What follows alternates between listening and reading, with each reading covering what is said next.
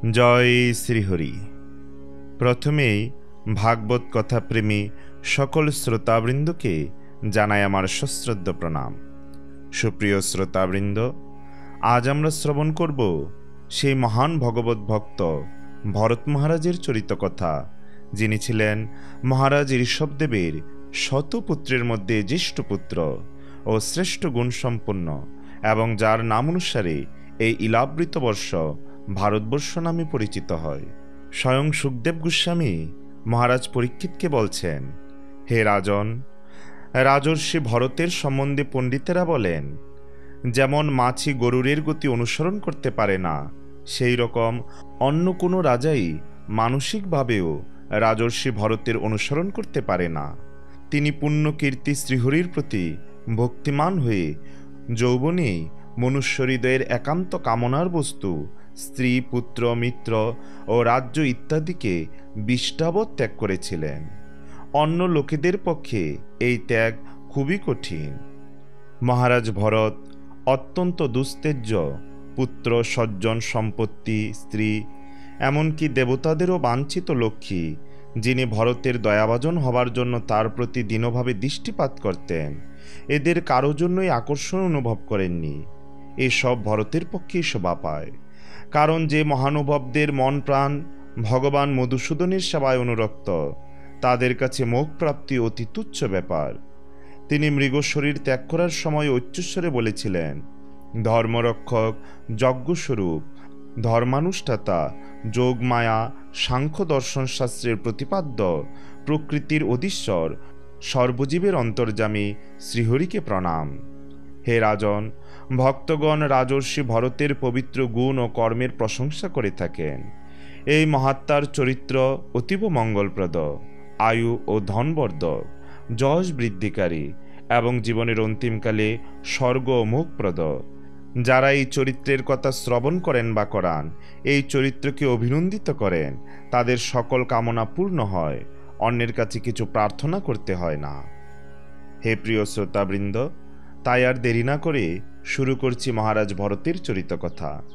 সবাইকে মনোযোগ সহকারে শ্রবণ করার অনুরোধ রইল। তার আগে অমৃত কাদম্বিনী চ্যানেলটি সাবস্ক্রাইব না করলে এখনই সাবস্ক্রাইব করুন আর নিত্য ভক্ত ভগবানের বিবিধ কথা শ্রবণ করুন। হরি ওম তৎসৎ। কৃষ্ণায় বাসুদেবায় হরে পরমাত্মনে প্রণত ক্লেশনাশায় গোবিন্দায় নমো নমঃ। নারায়ণং নমস্কৃত্য নরং চৈব নরোত্তমং দেবীং সরস্বতীং ব্যাসং ততো জয়মুদীরয়েৎ। সংসার বিজয়ী গ্রন্থ শ্রীমদ্ ভাগবত উচ্চারণ করার পূর্বে পরমেশ্বর ভগবান নারায়ণ সর্বশ্রেষ্ঠ মানব নরনারায়ণ ঋষি নামক ভগবত অবতার বিদ্যাদেবী সরস্বতী এবং ব্যাসদেবকে আমি আমার সশ্রদ্ধ প্রণতি নিবেদন করি। শ্রীল সুখদেব গোস্বামী মহারাজ পরীক্ষিতকে বললেন, হে রাজন, মহারাজ ভরত ছিলেন মহাভাগবত। তিনি তার পিতার সংকল্প অনুসারে রাজ সিংহাসনে অধিষ্ঠিত হয়ে পৃথিবী শাসন করতে শুরু করেছিলেন। তিনি তার পিতার আদেশ অনুসারে বিশ্বরূপের কন্যা পঞ্চজনীকে বিবাহ করেন। অহংকার থেকে যেমন পঞ্চতন্মাত্রের উৎপত্তি হয়, তেমনি মহারাজ ভরত তার পত্নী পঞ্চজনীর গর্ভে 5টি পুত্র উৎপাদন করেছিলেন। তার সেই পুত্রদের নাম ছিল সুমতি, রাষ্ট্রবৃত, সুদর্শন, আবরণ এবং ধূম্রকেতু। পূর্বে এই বর্ষের নাম ছিল অজনাব, কিন্তু মহারাজ ভরতের রাজত্বকাল থেকে তা ভারতবর্ষ নামে পরিচিত হয়। মহাজ্ঞানী মহারাজ ভরত সারা পৃথিবীর অধিপতি ছিলেন। স্বীয় কর্তব্যকর্মে পূর্ণরূপে রত থেকে তিনি অত্যন্ত সুন্দরভাবে প্রজা পালন করেছিলেন। তিনি তার পিতা এবং পিতামহের মতো প্রজাবৎসল ছিলেন। প্রজাদের স্ব ধর্মে নিযুক্ত রেখে তিনি পৃথিবী শাসন করেছিলেন। মহারাজ ভরত গভীর শ্রদ্ধা সহকারে বিভিন্ন প্রকার যজ্ঞ অনুষ্ঠান করেছিলেন। তিনি অগ্নিহোত্র, দর্শ, পূর্ণমাস, চাতুর্মাস্য, পশুযজ্ঞ এবং সোমযজ্ঞ অনুষ্ঠান করেছিলেন। কখনো কখনো এই সমস্ত যজ্ঞ পূর্ণরূপে এবং কখনো আংশিক রূপে সম্পাদন করা হয়েছিল। সমস্ত যজ্ঞই তিনি চাতুর্হোত্র বিধির দ্বারা নিষ্ঠা সহকারে সম্পাদন করেছিলেন এইভাবে ভরত মহারাজ পরমেশ্বর ভগবানের আরাধনা করেছিলেন। বিভিন্ন যজ্ঞের প্রারম্ভিক কার্য সম্পাদন করার পর মহারাজ ভরত তা ধর্মের নামে বাসুদেবকে নিবেদন করেছিলেন। অর্থাৎ তিনি সমস্ত যজ্ঞ বাসুদেব শ্রীকৃষ্ণের প্রসন্নতা বিধানের জন্য অনুষ্ঠান করেছিলেন। মহারাজ ভরত বিচার করেছিলেন যে যেহেতু দেবতারা হচ্ছেন বাসুদেবের বিভিন্ন অঙ্গ প্রত্যঙ্গ, তাই বৈদিক মন্ত্রে যে সমস্ত দেবতাদের বর্ণনা করা হয়েছে তিনি তাদের নিয়ন্ত্রণ করেন। এইভাবে চিন্তা করার ফলে মহারাজ ভরত কাম, ক্রোধ, লোভ আদি সমস্ত জড় কুলুষ থেকে মুক্ত হয়েছিলেন। পুরোহিতেরা যখন যজ্ঞাগ্নিতে আহুতি প্রদান করার জন্য হবি গ্রহণ করতেন তখন মহারাজ ভরত অত্যন্ত দক্ষতার সঙ্গে হৃদয়ঙ্গম করতেন কিভাবে বিভিন্ন দেবতাদের উদ্দেশ্যে অর্পিত এই সমস্ত আহুতি ভগবানের বিভিন্ন অঙ্গ প্রত্যঙ্গে নিবেদন করা হচ্ছে। যেমন ইন্দ্র হচ্ছেন ভগবানের বাহু এবং সূর্য হচ্ছেন তার চক্ষু। এইভাবে মহারাজ ভরত জানতেন যে বিভিন্ন দেবতাকে নিবেদিত আহুতি প্রকৃতপক্ষে ভগবান বাসুদেবের বিভিন্ন অঙ্গ প্রত্যঙ্গকে নিবেদন করা হচ্ছে। এইভাবে যজ্ঞ অনুষ্ঠানের দ্বারা পবিত্র হয়ে মহারাজ ভরতের হৃদয় সম্পূর্ণরূপে নির্মল হয়েছিল। শ্রীকৃষ্ণের প্রতি তার ভক্তি দিন দিন বর্ধিত হয়েছিল। বসুদেব তনয় ভগবান শ্রীকৃষ্ণ পরমাত্মা রূপে এবং নির্বিশেষ ব্রহ্মরূপে প্রকাশিত হন। যোগীরা তাদের হৃদয়াকাশে পরমাত্মা রূপে তার ধ্যান করেন। জ্ঞানীরা নির্বিশেষ ব্রহ্মরূপে তার পূজা করেন এবং ভক্তরা পরমেশ্বর ভগবান রূপে তার ভজনা করেন। যার চিন্ময় রূপের বর্ণনা শাস্ত্রে করা হয়েছে, তার শ্রীঅঙ্গ শ্রীবৎস কৌস্তুভমণি এবং বনমালায় ভূষিত এবং তার হাতে শঙ্খ, চক্র, গদা এবং পদ্মশোভা পায়। নারদাদি ভক্তরা সর্বদা তাদের হৃদয়ে তার ধ্যান করেন। নিয়তি মহারাজ ভরতের জড় ঐশ্বর্য ভোগের কাল 1 কোটি বছর পর্যন্ত নির্ধারণ করেছিলেন। সেই নির্দিষ্ট সময় গত হলে তিনি তার পিতৃ পিতামহের ধন সম্পদ তার পুত্রদের মধ্যে ভাগ করে দিয়ে সমস্ত ঐশ্বর্যের আগার স্বরূপ তার পৈতৃক গৃহ পরিত্যাগ করে হরিদ্বারে, যেখানে শালগ্রাম শিলা পাওয়া যায়, সেই পুলহাশ্রমে গমন করেছিলেন। সেই পুলহাশ্রমে ভগবান শ্রীহরি আজও তার ভক্ত বাৎসল্যবশত তার ভক্তদের গুচরীভূত হন এবং তাদের বাসনা পূর্ণ করেন। পুলহ আশ্রমে সর্বশ্রেষ্ঠ নদী গণ্ডকী প্রবাহিত। সেই নদীতে শালগ্রাম শিলা সেই সমস্ত স্থানকে পবিত্র করে। সেই শিলার প্রত্যেকের উপরে এবং নিম্নভাগে নাভি সদৃশ চিহ্ন বর্তমান।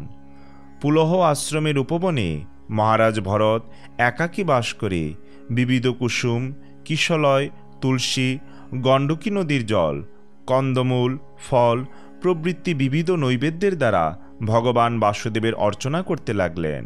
তার ফলে তার হৃদয় পূর্ণরূপে নির্মল হয়েছিল এবং তিনি জড়সুখভোগের বাসনা থেকে সম্পূর্ণরূপে মুক্ত হয়েছিলেন। সেই অবিচলিত অবস্থায় তিনি পরম সন্তোষ এবং পরাভক্তি লাভ করেছিলেন। মহাভাগবত ভরত এইভাবে নিরন্তর ভগবানের সেবায় রত হয়েছিলেন। শ্রীকৃষ্ণের প্রতি তার স্বাভাবিক প্রেম বর্ধিত হয়ে তার হৃদয়কে দ্রবীভূত করেছিল।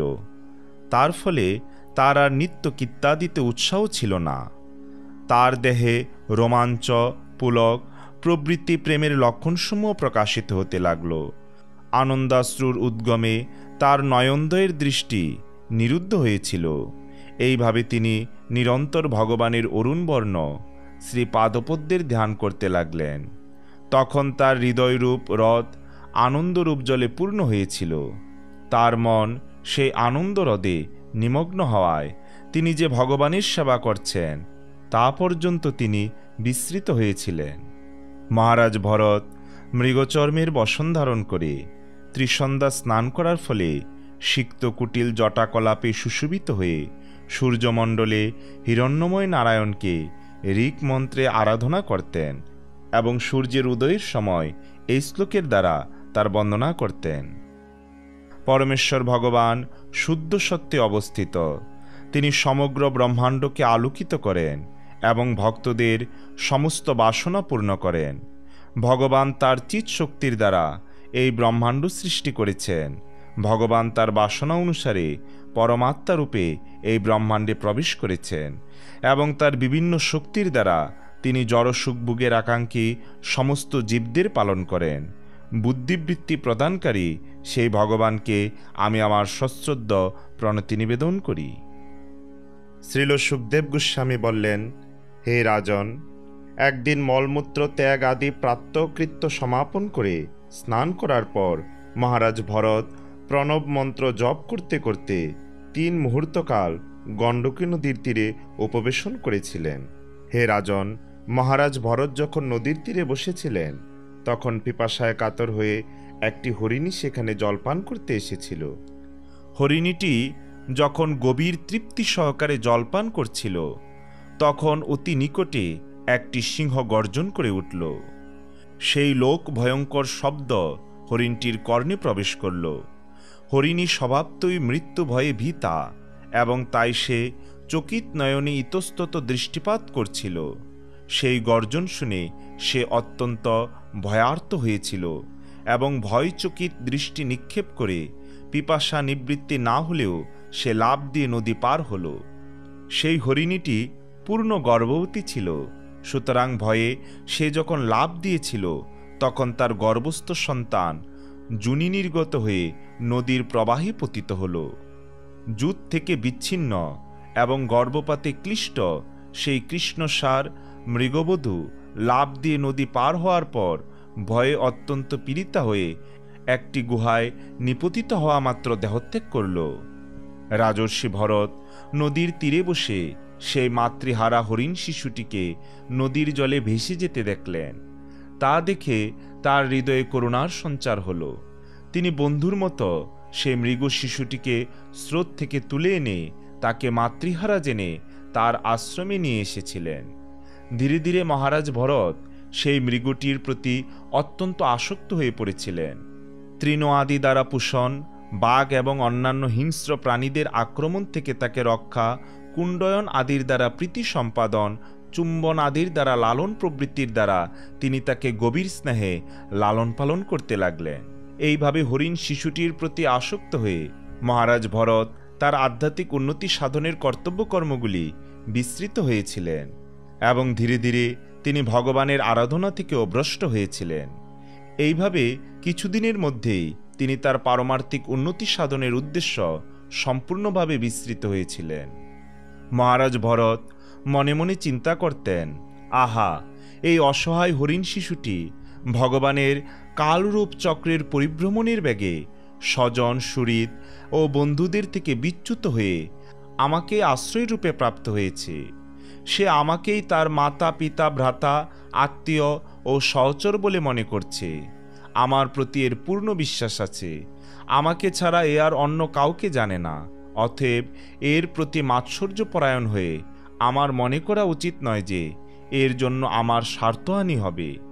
এর লালন পালন পোষণ এবং তুষণ করা আমার অবশ্য কর্তব্য। যেহেতু এ আমার শরণাগত হয়েছে, তাই আমি কিভাবে তাকে অবহেলা করতে পারি? যদিও এই হরিণটির জন্য আমার পারমার্থিক কর্তব্য ব্যাহত হচ্ছে, তবুও শরণাগতের অবহেলা করা তো উচিত নয়। তাহলে সেটি মস্ত বড় অন্যায় হবে। ত্যাগের আশ্রম অবলম্বন করা সত্ত্বেও মহান ব্যক্তি অবশ্যই দুঃখ দুর্দশাক্লিষ্ট বদ্ধজীবদের প্রতি অত্যন্ত করুণা অনুভব করেন।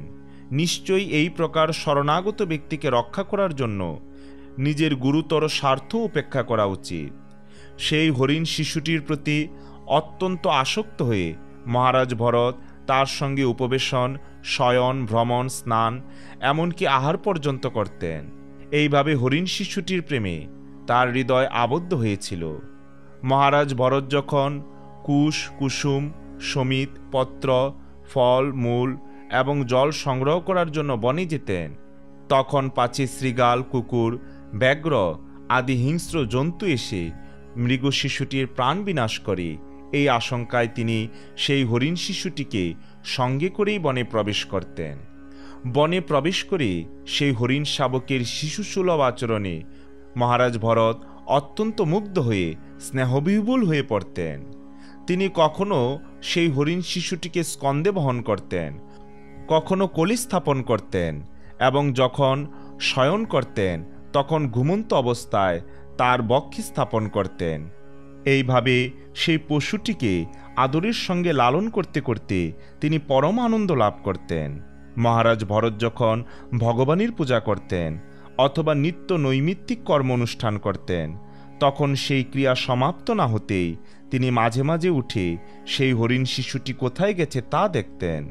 যখন তিনি দেখতেন যে হরিণ শিশুটি ভালোভাবেই রয়েছে, তখন তার মন এবং হৃদয় অত্যন্ত উৎফুল্ল হতো এবং তিনি সেই হরিণ শাবকটিকে আশীর্বাদ করে বলতেন, হে বৎস, তোমার সর্বপ্রকার মঙ্গল হোক। ভরত মহারাজ যদি কখনো সেই হরিণটিকে না দেখতে পেতেন, তখন তার মন অত্যন্ত ব্যাকুল হয়ে উঠত। কৃপণ ব্যক্তি যেমন ধন লাভ করার পর সেই ধন হারিয়ে ফেললে অত্যন্ত দুঃখিত হয়, তেমনি ভরত মহারাজ সেই হরিণ শাবকটির অদর্শনে অত্যন্ত ব্যাকুল হয়ে শোক করতেন। এইভাবে মোহাচ্ছন্ন হয়ে তিনি বলেছিলেন, আহা, এই মৃগটি এখন অসহায়, আমি অত্যন্ত দুর্ভাগা এবং আমার মন চতুর্বেদের মতো সর্বদা প্রবঞ্চনা এবং নিষ্ঠুরতায় পূর্ণ। সজ্জন ব্যক্তি যেমন ধূর্ত বন্ধুর দুর্ব্যবহারের কথা ভুলে গিয়ে তাকে বিশ্বাস করে, ঠিক সেইভাবে এই হরিণটি আমার উপর তার বিশ্বাস স্থাপন করেছে। আমি এইভাবে অবিশ্বাসীর মতো আচরণ করলেও সে কি পুনরায় আমার কাছে ফিরে আসবে এবং আমার উপর বিশ্বাস স্থাপন করবে? আহা, আমি কি আবার দেখতে পাবো যে এই পশুটি দেবতা কর্তৃক সুরক্ষিত হয়ে এবং ব্যাঘ্র আদি হিংস্র প্রাণীর অনুপস্থিতিতে নির্ভয়ে কোমল তৃণভক্ষণ করতে করতে এই আশ্রমের উপবনে চড়ে বেড়াচ্ছে। কি জানি কোন নেকড়ে অথবা কুকুর অথবা জুতোচর শূকর আদি অথবা কোনো একচর ব্যাঘ্র আদি তাকে ভক্ষণ করে নিত। হায়, যখন সূর্যের উদয় হয় তখন সমগ্র জগতের মঙ্গলোদয় হয়, কিন্তু দুর্ভাগ্যবশত কেবল আমারই মঙ্গলোদয় হল না। সূর্যদেব মূর্তিমান বেদ স্বরূপ, কিন্তু আমি বেদুক্ত সমস্ত দয়াধর্ম থেকে বঞ্চিত। সূর্যদেব এখন অস্তাচলে গমন করেছেন, কিন্তু মাতৃহারা হয়ে যে অসহায় পশুটি আমাকে বিশ্বাস করেছিল সে এখনও ফিরে এলো না। সেই হরিণ শিশুটি ঠিক একটি রাজকুমারের মতো। সে কখন ফিরে আসবে? সে কখন আবার তার অত্যন্ত মনোমুগ্ধকর ক্রীড়াবিলাস প্রদর্শন করবে? সে কখন আমার আহত হৃদয়কে শান্ত করবে? আমার নিশ্চয়ই পুণ্যের লেশমাত্র নেই। তা না হলে এখনও সেই হরিণটি ফিরে আসছে না কেন? হায়, আমি যখন অলীক সমাধি অবলম্বন করে চক্ষু নিমিলিত করে থাকতাম, তখন সে প্রণয়কোপবশত আমার চতুর্দিকে ভ্রমণ করতে করতে জলবিন্দুর মতো কোমল শৃঙ্গের অগ্রভাগ দ্বারা ভয়ে ভয়ে আমাকে স্পর্শ করত। আমি যখন কুশগাছে যজ্ঞের সামগ্রী রাখতাম, তখন সেই হরিণ শিশুটি খেলা করতে করতে তার দন্তের দ্বারা কুশ আকর্ষণ করে যজ্ঞীয় দ্রব্যকে দূষিত করলে আমি যখন তাকে তিরস্কার করতাম, তখন সে অত্যন্ত ভীত হয়ে খেলা পরিত্যাগ করে সংযতেন্দ্রীয় মুনিবালকের মতো স্থির হয়ে বসে থাকত। এইভাবে উন্মাদের মতো প্রলাপ করে মহারাজ ভরত গাত্রোত্থান করে বাইরে গেলেন। মৃগ শিশুর পদচিহ্ন দর্শন করে তিনি বলতে লাগলেন, হে দুর্ভাগা ভরত, ধরিত্রীর তপস্যার তুলনায় তোমার তপস্যা অতি নগণ্য। ভাগ্যবতী বসুন্ধরা তার তপস্যার ফলে মৃগ শিশুর ক্ষুদ্র, সুন্দর, পরম মঙ্গলময় এবং কোমল পদচিহ্নের দ্বারা চিহ্নিত হয়েছে। এই পদচিহ্নের পংক্তি আমার মতো মৃগের বিরহকাতর ব্যক্তিকে প্রদর্শন করছে কিভাবে সে বনের দিকে গেছে এবং কিভাবে আমি আমার সেই হারানো ধন ফিরে পেতে পারি। এই পদচিহ্নের প্রভাবে এই ভূমি স্বর্গ অথবা মুক্তিকামী ব্রাহ্মণদের দেবযজ্ঞ অনুষ্ঠানের উপযুক্ত স্থানে পরিণত হয়েছে। তারপর চন্দ্র উদিত হলে চন্দ্রে মৃগাঙ্ক দর্শন করে মহারাজ ভরত উন্মাদের মতো বলতে লাগলেন, হয়তো দিনজন বৎসল ভগবান চন্দ্রদেব আশ্রমচ্যুত মাতৃহারা এই মৃগ শিশুটিকে কৃপাপরবশ হয়ে ভয়ঙ্কর সিংহের আক্রমণ থেকে রক্ষা করছেন। তারপর চন্দ্রকিরণ অনুভব করে মহারাজ ভরত উন্মাদের মতো বলতে লাগলেন, ওই মৃগ শিশু আমার একান্ত অনুগত। আমি তাকে পুত্ররূপে অঙ্গীকার করেছি। দাবাগ্নি শিখার মতো তার বিরহ বেদনা আমার হৃদয়রূপ স্থলপদ্মকে বিশীর্ণ করছে। আমার এই বেদনা দর্শন করে চন্দ্রদেব আমার উপর অমৃত বর্ষণ করছেন, ঠিক যেভাবে প্রবল জ্বরে আক্রান্ত ব্যক্তিকে তার বন্ধু জলসিঞ্চন করে। এইভাবে চন্দ্রদেব আমার সুখবিধান করছেন। শ্রীল সুখদেব গোস্বামী বললেন, হে রাজন, এইভাবে ভরত মহারাজ মৃগ শিশুরূপে প্রকাশমান দুর্দমনীয় বাসনার দ্বারা অভিভূত হয়েছিলেন। তার পূর্বকৃত কর্মের ফলে তিনি যোগ, তপস্যা এবং ভগবানের আরাধনা থেকে ভ্রষ্ট হয়েছিলেন। তা যদি তার পূর্বকৃত কর্মের ফল না হতো, তাহলে কিভাবে তিনি তার নিজের পুত্র এবং আত্মীয় স্বজনদের পারমার্থিক প্রগতির পথে প্রতিবন্ধক রূপে মনে করে পরিত্যাগ করেও অবশেষে একটি হরিণ শিশুর প্রতি এইভাবে আসক্ত হয়ে পড়লেন? এটি অবশ্যই তার প্রারব্ধ কর্মের ফল। রাজা সেই হরিণ শাবকটি লালন পালনে এতই মগ্ন ছিলেন যে তিনি তার পারমার্থিক কার্যকলাপ থেকে অধপতিত হন। অবশেষে কালসর্প যেভাবে মুশিক বিবরে প্রবেশ করে, সেইভাবে মৃত্যু তার সম্মুখে এসে উপস্থিত হল। তার মৃত্যুর সময় তিনি দেখলেন যেন সেই হরিণ শিশুটি তার নিজের পুত্রের মতো তার পাশে বসে শোক প্রকাশ করছে। তার চিত্ত সেই হরিণটিতেই অভিনিবিষ্ট ছিল। তার ফলে তিনি ভগবত বিমুখ মানুষের মতো এই সংসার, হরিণ এবং মনুষ্যদেহ ত্যাগ করায় পরবর্তী জীবনে তিনি একটি হরিণের শরীর প্রাপ্ত হলেন। কিন্তু তা সত্ত্বেও তার একটি লাভ হয়েছিল।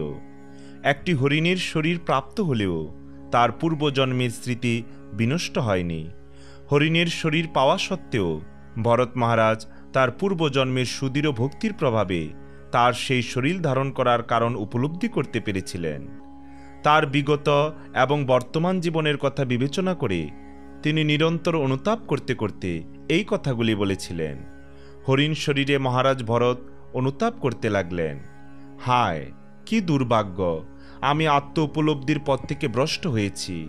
আমি আমার নিজের পুত্র, স্ত্রী, গৃহ ইত্যাদি পরিত্যাগ করে আধ্যাত্মিক উন্নতি সাধনের জন্য পবিত্র বনে নির্জন স্থানে আশ্রয় গ্রহণ করেছিলাম। আমি জিতেন্দ্রিয় হয়ে এবং আত্মাকে উপলব্ধি করে ভগবান বাসুদেবের কথা শ্রবণ, কীর্তন, স্মরণ, বন্ধন, অর্চন আদি ভক্তির অঙ্গ অনুশীলন করার মাধ্যমে ভগবানের সেবায় যুক্ত হয়েছিলাম। আমার এই প্রচেষ্টায় আমি এতই সফল হয়েছিলাম যে আমার মন সর্বদা ভগবানের প্রেমময়ী সেবায় মগ্ন থাকত। কিন্তু তা সত্ত্বেও আমার মূর্খতার জন্য আমার চিত্ত পুনরায় একটি হরিণের প্রতি আসক্ত হয়েছিল। এখন একটি হরিণ শরীর প্রাপ্ত হয়ে আমি ভগবদ্ভক্তির স্তর থেকে অনেক নিচে অধপতিত হয়েছি। ভরত মহারাজ যদিও মৃগশরীর প্রাপ্ত হয়েছিলেন, কিন্তু নিরন্তর অনুতাপ করার ফলে তিনি সম্পূর্ণরূপে জড় বিষয়ের প্রতি বিরক্ত হয়েছিলেন।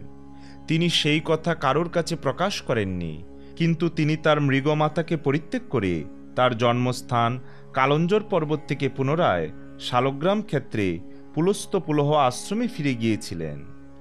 সেই আশ্রমে অবস্থান করে আবার যাতে অসৎসঙ্গের শিকার না হতে হয়, সেই জন্য মহারাজ ভরত অত্যন্ত সতর্ক ছিলেন। তার পূর্বজীবনের কথা কারো কাছে ব্যক্ত না করে তিনি কেবল শুকনো পাতা খেয়ে সে আশ্রমে অবস্থান করতে লাগলেন। তিনি প্রকৃতপক্ষে একাকী ছিলেন না, কারণ পরমাত্মা যে সর্বদাই তার সঙ্গে রয়েছেন সেই কথা তিনি উপলব্ধি করতেন। এইভাবে তিনি তার মৃগ শরীরের অবসানকালের প্রতীক্ষা করতে লাগলেন। তারপর দেহ অবসানকাল সমুপস্থিত হলে তিনি সেই পবিত্র তীর্থে স্নান করে তার মৃগ শরীর পরিত্যাগ করেছিলেন।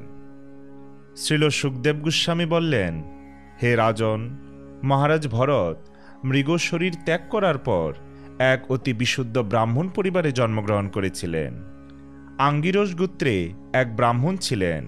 তিনি সমস্ত ব্রাহ্মণোচিত গুণাবলীতে পূর্ণরূপে গুণান্বিত ছিলেন। তিনি তার মন এবং ইন্দ্রিয় সংযত করেছিলেন এবং বৈদিক শাস্ত্রসমূহ অধ্যয়ন করেছিলেন। তিনি দান, সন্তোষ, সহিষ্ণুতা, বিনয়, বিদ্যা আদি সমস্ত গুণে গুণান্বিত ছিলেন। তিনি ছিলেন আত্মজ্ঞানী এবং ভগবানের সেবায় যুক্ত। তিনি সর্বদা ভগবানের চিন্তায় সমাহিত থাকতেন। তার জ্যেষ্ঠা পত্নীর গর্ভে তারই মতো গুণসম্পন্ন 9টি পুত্রের জন্ম হয়েছিল এবং তার কনিষ্ঠা পত্নীর গর্ভে একটি যমজ পুত্র ও কন্যা জন্মগ্রহণ করেছিল।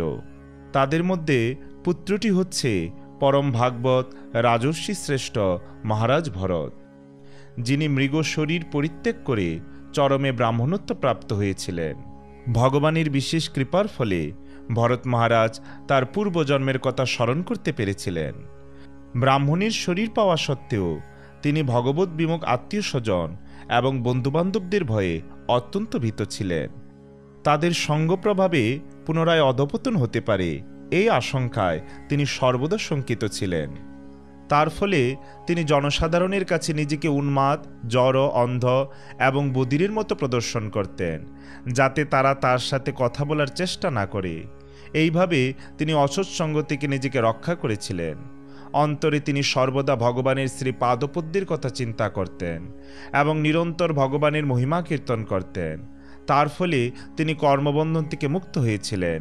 এইভাবে তিনি অসৎসঙ্গের প্রভাব থেকে নিজেকে রক্ষা করেছিলেন। ব্রাহ্মণ পিতার মন সর্বদা তার পুত্র জড়ভরতের প্রতি স্নেহপূর্ণ ছিল, তাই তিনি তার প্রতি অত্যন্ত আসক্ত ছিলেন। জড়ভরত যেহেতু গৃহস্থ আশ্রমে প্রবেশ করার অযোগ্য ছিলেন, তাই ব্রহ্মচর্য আশ্রমের সমাপ্তি পর্যন্তই কেবল তার সংস্কার সম্পাদন করা হয়েছিল। জড়ভরতের অনিচ্ছা সত্ত্বেও তার পিতা তাকে শৌচ, আচমন আদি কর্মের নিয়মসমূহ বিশেষভাবে শিক্ষা দিয়েছিলেন। তার পিতা তাকে বৈদিক জ্ঞান সম্বন্ধে যথেষ্ট শিক্ষা দিলেও জড়ভরত তার সমক্ষে মূর্খের মতো আচরণ করতেন।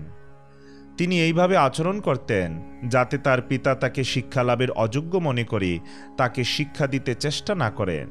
তিনি সম্পূর্ণ বিপরীতভাবে আচরণ করতেন। তার পিতা তাকে মলত্যাগের পর হাত ধোয়ার শিক্ষা দিলে তিনি মলত্যাগের পূর্বে হাত ধুতেন, কিন্তু তা সত্ত্বেও তার পিতা তাকে বেদ অধ্যয়ন করবার ইচ্ছা করে বসন্ত ও গ্রীষ্ম ঋতুতে প্রণব ও বারীতি সহ ত্রিপদী গায়ত্রী শিক্ষা দেওয়ার চেষ্টা করেছিলেন, কিন্তু ওই 4 মাসেও তিনি তাকে তা শেখাতে পারলেন না। জড়ভরতের ব্রাহ্মণ পিতা তাকে তার প্রাণতুল্য প্রিয় বলে মনে করে তার প্রতি অত্যন্ত আসক্ত ছিলেন। তিনি তাকে সুশিক্ষিত করার বাসনায় তাকে ব্রহ্মচর্য, ব্রত, শৌচ, বেদ অধ্যয়ন, নিয়ম, গুরুদেবের সেবা এবং অগ্নিযজ্ঞ করার বিধি শিক্ষা দেওয়ার চেষ্টা করেছিলেন, কিন্তু তার সমস্ত চেষ্টাই ব্যর্থ হয়েছিল। তিনি হৃদয়ে যে আশা পোষণ করেছিলেন তা পূর্ণ হল না। অন্য সকলের মতো সেই ব্রাহ্মণও তার গৃহের প্রতি আসক্ত ছিলেন এবং তার স্মরণ ছিল না যে একদিন তাকে মৃত্যুবরণ করতে হবে। কিন্তু মৃত্যুর কখনো বিস্মৃতি হয় না। মৃত্যু যথাসময়ে আগমন করে সেই ব্রাহ্মণকে গ্রাস করেছিল। তারপর ব্রাহ্মণের কনিষ্ঠা পত্নী তার যমজ পুত্র এবং কন্যাকে সপত্নীর হস্তে সমর্পণ করে তার পতির সহমৃত্যা হয়ে পতিলোকে গমন করেছিলেন। পিতার মৃত্যুর পর জড়ভরতের 9 জন বৈমাত্রেয় ভাই তাকে জড় এবং মেধাহীন বলে বিবেচনা করে তার শিক্ষা পূর্ণ করার প্রচেষ্টা ত্যাগ করেছিল। জড়ভরতের বৈমাত্রেয় ভাইয়েরা 3টি সকাম কর্মপরায়ণ বেদের শিক্ষায় পারঙ্গত ছিল। ভগবত ভক্তির দিব্য জ্ঞান সম্বন্ধে তারা অবগত ছিল না। তার ফলে তারা জড়ভরতের অতি উন্নত স্থিতি উপলব্ধি করতে পারেনি। অধপতিত মানুষেরা প্রকৃতপক্ষে পশুতুল্য। পশুর সঙ্গে তাদের একমাত্র পার্থক্য হচ্ছে যে পশুরা চতুষ্পদ আর তারা দ্বিপদ। এই সমস্ত দ্বিপদ পশু সদৃশ্য মানুষেরা জড়ভরতকে উন্মাদ, জড়, বধির এবং মুখ বলে সম্বোধন করত। তারা তার সঙ্গে দুর্ব্যবহার করত এবং জড়ভরত তাদের সঙ্গে উন্মাদ, বধির, অন্ধ অথবা জ্বরের মতো আচরণ করতেন। তিনি কখনো প্রতিবাদ করতেন না অথবা বোঝাবার চেষ্টা করতেন না যে তিনি তেমন নন। কেউ যখন তাকে দিয়ে কিছু করাতে চাইত তখন তিনি তাদের ইচ্ছা অনুসারে তাই করতেন। ভিক্ষার দ্বারা অথবা বেতনস্বরূপ অথবা দৈবাত যা কিছু খাবার আসত তা স্বল্প পরিমাণ হোক, সুস্বাদু হোক, বাসি হোক অথবা স্বাধীন হোক, তিনি তাই গ্রহণ করে আহার করতেন। তিনি কখনো ইন্দ্রিয় তৃপ্তি সাধনের জন্য কোনো কিছু আহার করতেন না, কারণ সুস্বাদু এবং বিষাদ ধারণা উৎপাদনকারী দেহাত্মবুদ্ধির বন্ধন থেকে তিনি ইতিমধ্যেই মুক্ত ছিলেন। তিনি ভগবত ভক্তির দিব্য চেতনায় মগ্ন ছিলেন এবং তাই তিনি দেহাত্মবুদ্ধি থেকে উদ্ভূত দ্বন্দ্বভাব থেকে মুক্ত ছিলেন। তার দেহ ছিল বৃষের মতো পুষ্ট এবং তার অবয়ব ছিল সুধীর। তিনি শীত, গ্রীষ্ম, বাত এবং বর্ষা গ্রাহ্য করতেন না এবং তিনি কখনো তার শরীর আচ্ছাদিত করতেন না। তিনি ভূমিতে শয়ন করতেন এবং কখনো তেল মাখতেন না বা স্নান করতেন না। তার দেহ মলিন হওয়ার ফলে তার ব্রহ্মতেজ এবং জ্ঞান আচ্ছাদিত ছিল, ঠিক যেমন মূল্যবান রত্নের জ্যোতি ধুলার দ্বারা আচ্ছাদিত থাকে। তার কটিদেশে ছিল একটি অত্যন্ত মলিন বস্ত্র এবং অত্যন্ত মলিন হওয়ার ফলে তার যজ্ঞোপবীত ছিল কালো। ব্রাহ্মণ কুলোদ্ভূত বলে তাকে বুঝতে পেরে মানুষেরা তাকে ব্রহ্মবন্ধু আদি নামে সম্বোধন করত। এইভাবে বিষয়াসক্ত ব্যক্তিদের দ্বারা অপমানিত এবং উপেক্ষিত হয়ে তিনি ইতস্তত বিচরণ করতেন। জড়ভরত কেবল আহারের জন্য কাজ করতেন। তার বৈমাত্রেয় ভাইরাও সেই সুযোগ নিয়ে কেবল আহারের বিনিময়ে তাকে ক্ষেত্রের কাজে নিযুক্ত করেছিল, কিন্তু শস্যক্ষেত্রে যে কিভাবে কাজ করতে হয় তা তিনি ভালোভাবে জানতেন না। তিনি জানতেন না কোথায় মাটি ঢালতে হবে অথবা কোথায় ভূমি সমতল করতে হবে। তার ভাইয়েরা তাকে খুদ, খৈল, তুষ, পোকায় খাওয়া শস্য এবং রন্ধন পাত্রে লেগে থাকা পোড়া অন্ন খেতে দিত, কিন্তু তিনি কারো প্রতি কোনো রকম বিদ্বেষ বা পোষণ না করে তাই অমৃতের মতো ভোজন করতেন। সেই সময় এক শূদ্র কুলোদ্ভূত দস্যু সর্দার পুত্র কামনায় ভদ্রকালীর কাছে নরপশু বলি দেওয়ার উদ্যোগ করেছিল। সেই দস্যুপতি বলি দেওয়ার জন্য একটি নরপশুকে ধরেছিল, কিন্তু সে দৈবক্রমে বন্ধনমুক্ত পালয়ন করে। তখন সেই দস্যুপতি তার অনুগামীদের তাকে ধরে আনতে আদেশ দেয়। তারা সকলে চতুর্দিকে ধাবিত হয়, কিন্তু কোথাও তাকে খুঁজে পায়নি। ভ্রমণ করতে করতে ঘোর অন্ধকারাচ্ছন্ন মধ্যরাত্রে তারা আকস্মাৎ শস্যক্ষেত্রে উপস্থিত হয়ে আঙ্গিরস কুলোদ্ভূত ব্রাহ্মণতনয় জড়ভরতকে একটি ঊর্ধ্ব আসনে উপবেশন করে মৃগ, বরাহ ইত্যাদি পশুদের থেকে শস্যক্ষেত্র রক্ষা করতে দেখতে পায়। দস্যুপতির অনুচরেরা জড়ভরতকে সমস্ত লক্ষণযুক্ত নরপশু বলে বিবেচনা করে সর্বত্রভাবে বলির উপযুক্ত বলে মনে করে তাকে দড়ি দিয়ে বেঁধে হর্ষোৎফুল্ল সহাস্যবদনে কালীর মন্দিরে নিয়ে গিয়েছিল। তারপর সেই সমস্ত দস্যুরা তাদের নরপশু বলি দেওয়ার কল্পিত বিধি অনুসারে জড়ভরতকে স্নান করিয়ে নতুন বস্ত্র পরিয়ে তাকে পশুযোগ্য অলঙ্কার, গন্ধতেল, তিলক, চন্দন এবং মালার দ্বারা বিভূষিত করেছিল। তারা তাকে ভোজন করিয়ে কালীর সম্মুখে নিয়ে এসে ধূপ, দীপ, মালা, লাজ, নবপল্লব, দুর্বাঙ্কুর, ফল এবং ফুল দিয়ে কালীর পূজা করেছিল। এইভাবে নরপশুকে বলি দেওয়ার পূর্বে তারা উচ্চগীত, স্তুতি এবং মৃদঙ্গ, পনব ইত্যাদির উচ্চ নির্ঘোষের সঙ্গে প্রতিমার পূজা করেছিল এবং তারপর জড়ভরতকে প্রতিমার সামনে উপবেশন করিয়েছিল। তখন দস্যুদের মধ্যে একজন প্রধান পুরোহিতের ভূমিকা অবলম্বনপূর্বক জড়ভরতকে নরপশু তুল্য মনে করে আসবরূপে পান করার জন্য কালীর কাছে তার রক্ত নিবেদন করার বাসনায় ভদ্রকালীর মন্ত্রে পবিত্রীকৃত ভয়ঙ্কর তীক্ষ্ণদার একটি খড়গ গ্রহণ করে জড়ভরতকে বলি দিতে উদ্যত হয়েছিল। যে সমস্ত দস্যু তস্করেরা ভদ্রকালীর পূজার আয়োজন করেছিল তারা সকলেই ছিল অত্যন্ত নীচ প্রকৃতির এবং রজ ও তমগুণের দ্বারা আচ্ছন্ন।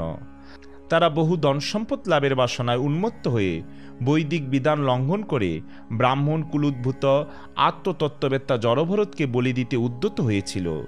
এই প্রকার মানুষেরা সর্বদাই হিংসাত্মক আচরণে প্রবৃত্ত থাকে এবং তাই তারা জড়ভরতকে বলি দিতে চেষ্টা করার সাহস করেছিল। জড়ভরত ছিলেন সমস্ত জীবের পরম শরীর, তার কোনো শত্রু ছিল না এবং তিনি সর্বদা ভগবানের চিন্তায় মগ্ন ছিলেন। তিনি সৎ ব্রাহ্মণ পিতার পুত্ররূপে জন্মগ্রহণ করেছিলেন এবং তিনি শত্রু হলেও অথবা আক্রমণকারী হলেও তাকে হত্যা করা শাস্ত্রের বিধান অনুসারে নিষিদ্ধ। কোনো অবস্থাতেই জড়ভরতকে হত্যা করার কোনো কারণ ছিল না, তাই ভদ্রকালী তা সহ্য করতে পারেননি। সেই সমস্ত পাপাচারী দস্যুরা পরম ভাগবত জড়ভরতকে হত্যা করতে উদ্যত হয়েছে দেখে দেবী ভদ্রকালী সহসা প্রতিমা বিদীর্ণ করে স্বয়ং প্রকাশিতা হলেন। তার শরীর প্রচণ্ড অসহ্য তেজে জ্বলছিল। সে অপরাধ সহ্য করতে অসহিষ্ণু হয়ে ক্রোধাবেশে ভদ্রকালীর ভ্রুকুটি ব্যাগে সঞ্চালিত হয়েছিল, তার ভয়ঙ্কর কুটিল দাঁত বহির্গত হয়েছিল এবং তার আরক্তলোচন বিঘূর্ণিত হয়েছিল। এইভাবে তিনি তার ভয়ঙ্কর রূপ প্রদর্শন করেছিলেন।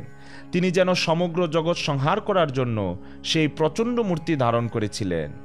বেদি থেকে লাফ দিয়ে নেমে এসে যে খড়গের দ্বারা সেই দস্যুরা জড়ভরতকে হত্যা করতে উদ্যত হয়েছিল সেই খড়গের দ্বারাই তিনি সেই সমস্ত দস্যু এবং তস্করদের মস্তক ছেদন করতে লাগলেন। তারপর তাদের গলদেশ থেকে রক্তরূপ যে অতি উষ্ণ মদ নির্গত হতে লাগল, তিনি ডাকিনী, যোগিনী ইত্যাদি তার সহচরদের সঙ্গে তা পান করতে লাগলেন। অত্যধিক রক্তপানে উন্মত্ত হয়ে দেবী তখন তার পার্শ্বদের সঙ্গে নিয়ে উচ্চস্বরে গান এবং নৃত্য করতে শুরু করলেন এবং সেই সমস্ত দস্যুদের ছিন্ন মস্তকগুলি নিয়ে কন্দুকক্রীড়া করতে লাগলেন। মহাপুরুষের প্রতি হিংসারূপ অপরাধের ফলে অনিষ্টকারীকে এইরূপভাবে সর্বদা দণ্ডভোগ করতে হয়। শ্রীল সুখদেব গোস্বামী তখন মহারাজ পরীক্ষিতকে বললেন, হে বিষ্ণুদত্ত, যারা জানেন যে আত্মা দেহ থেকে ভিন্ন, যারা হৃদয়গ্রন্থি থেকে মুক্ত, যারা সর্বদা সমস্ত জীবের মঙ্গল সাধনে রত এবং যারা কখনো কারোর অনিষ্ট চিন্তা করেন না, তারা সর্বদাই সুদর্শন চক্রধারী পরমেশ্বর ভগবানের দ্বারা রক্ষিত হন। মহাকালরূপে তিনি অসুরদের সংহার করেন এবং ভক্তদের রক্ষা করেন।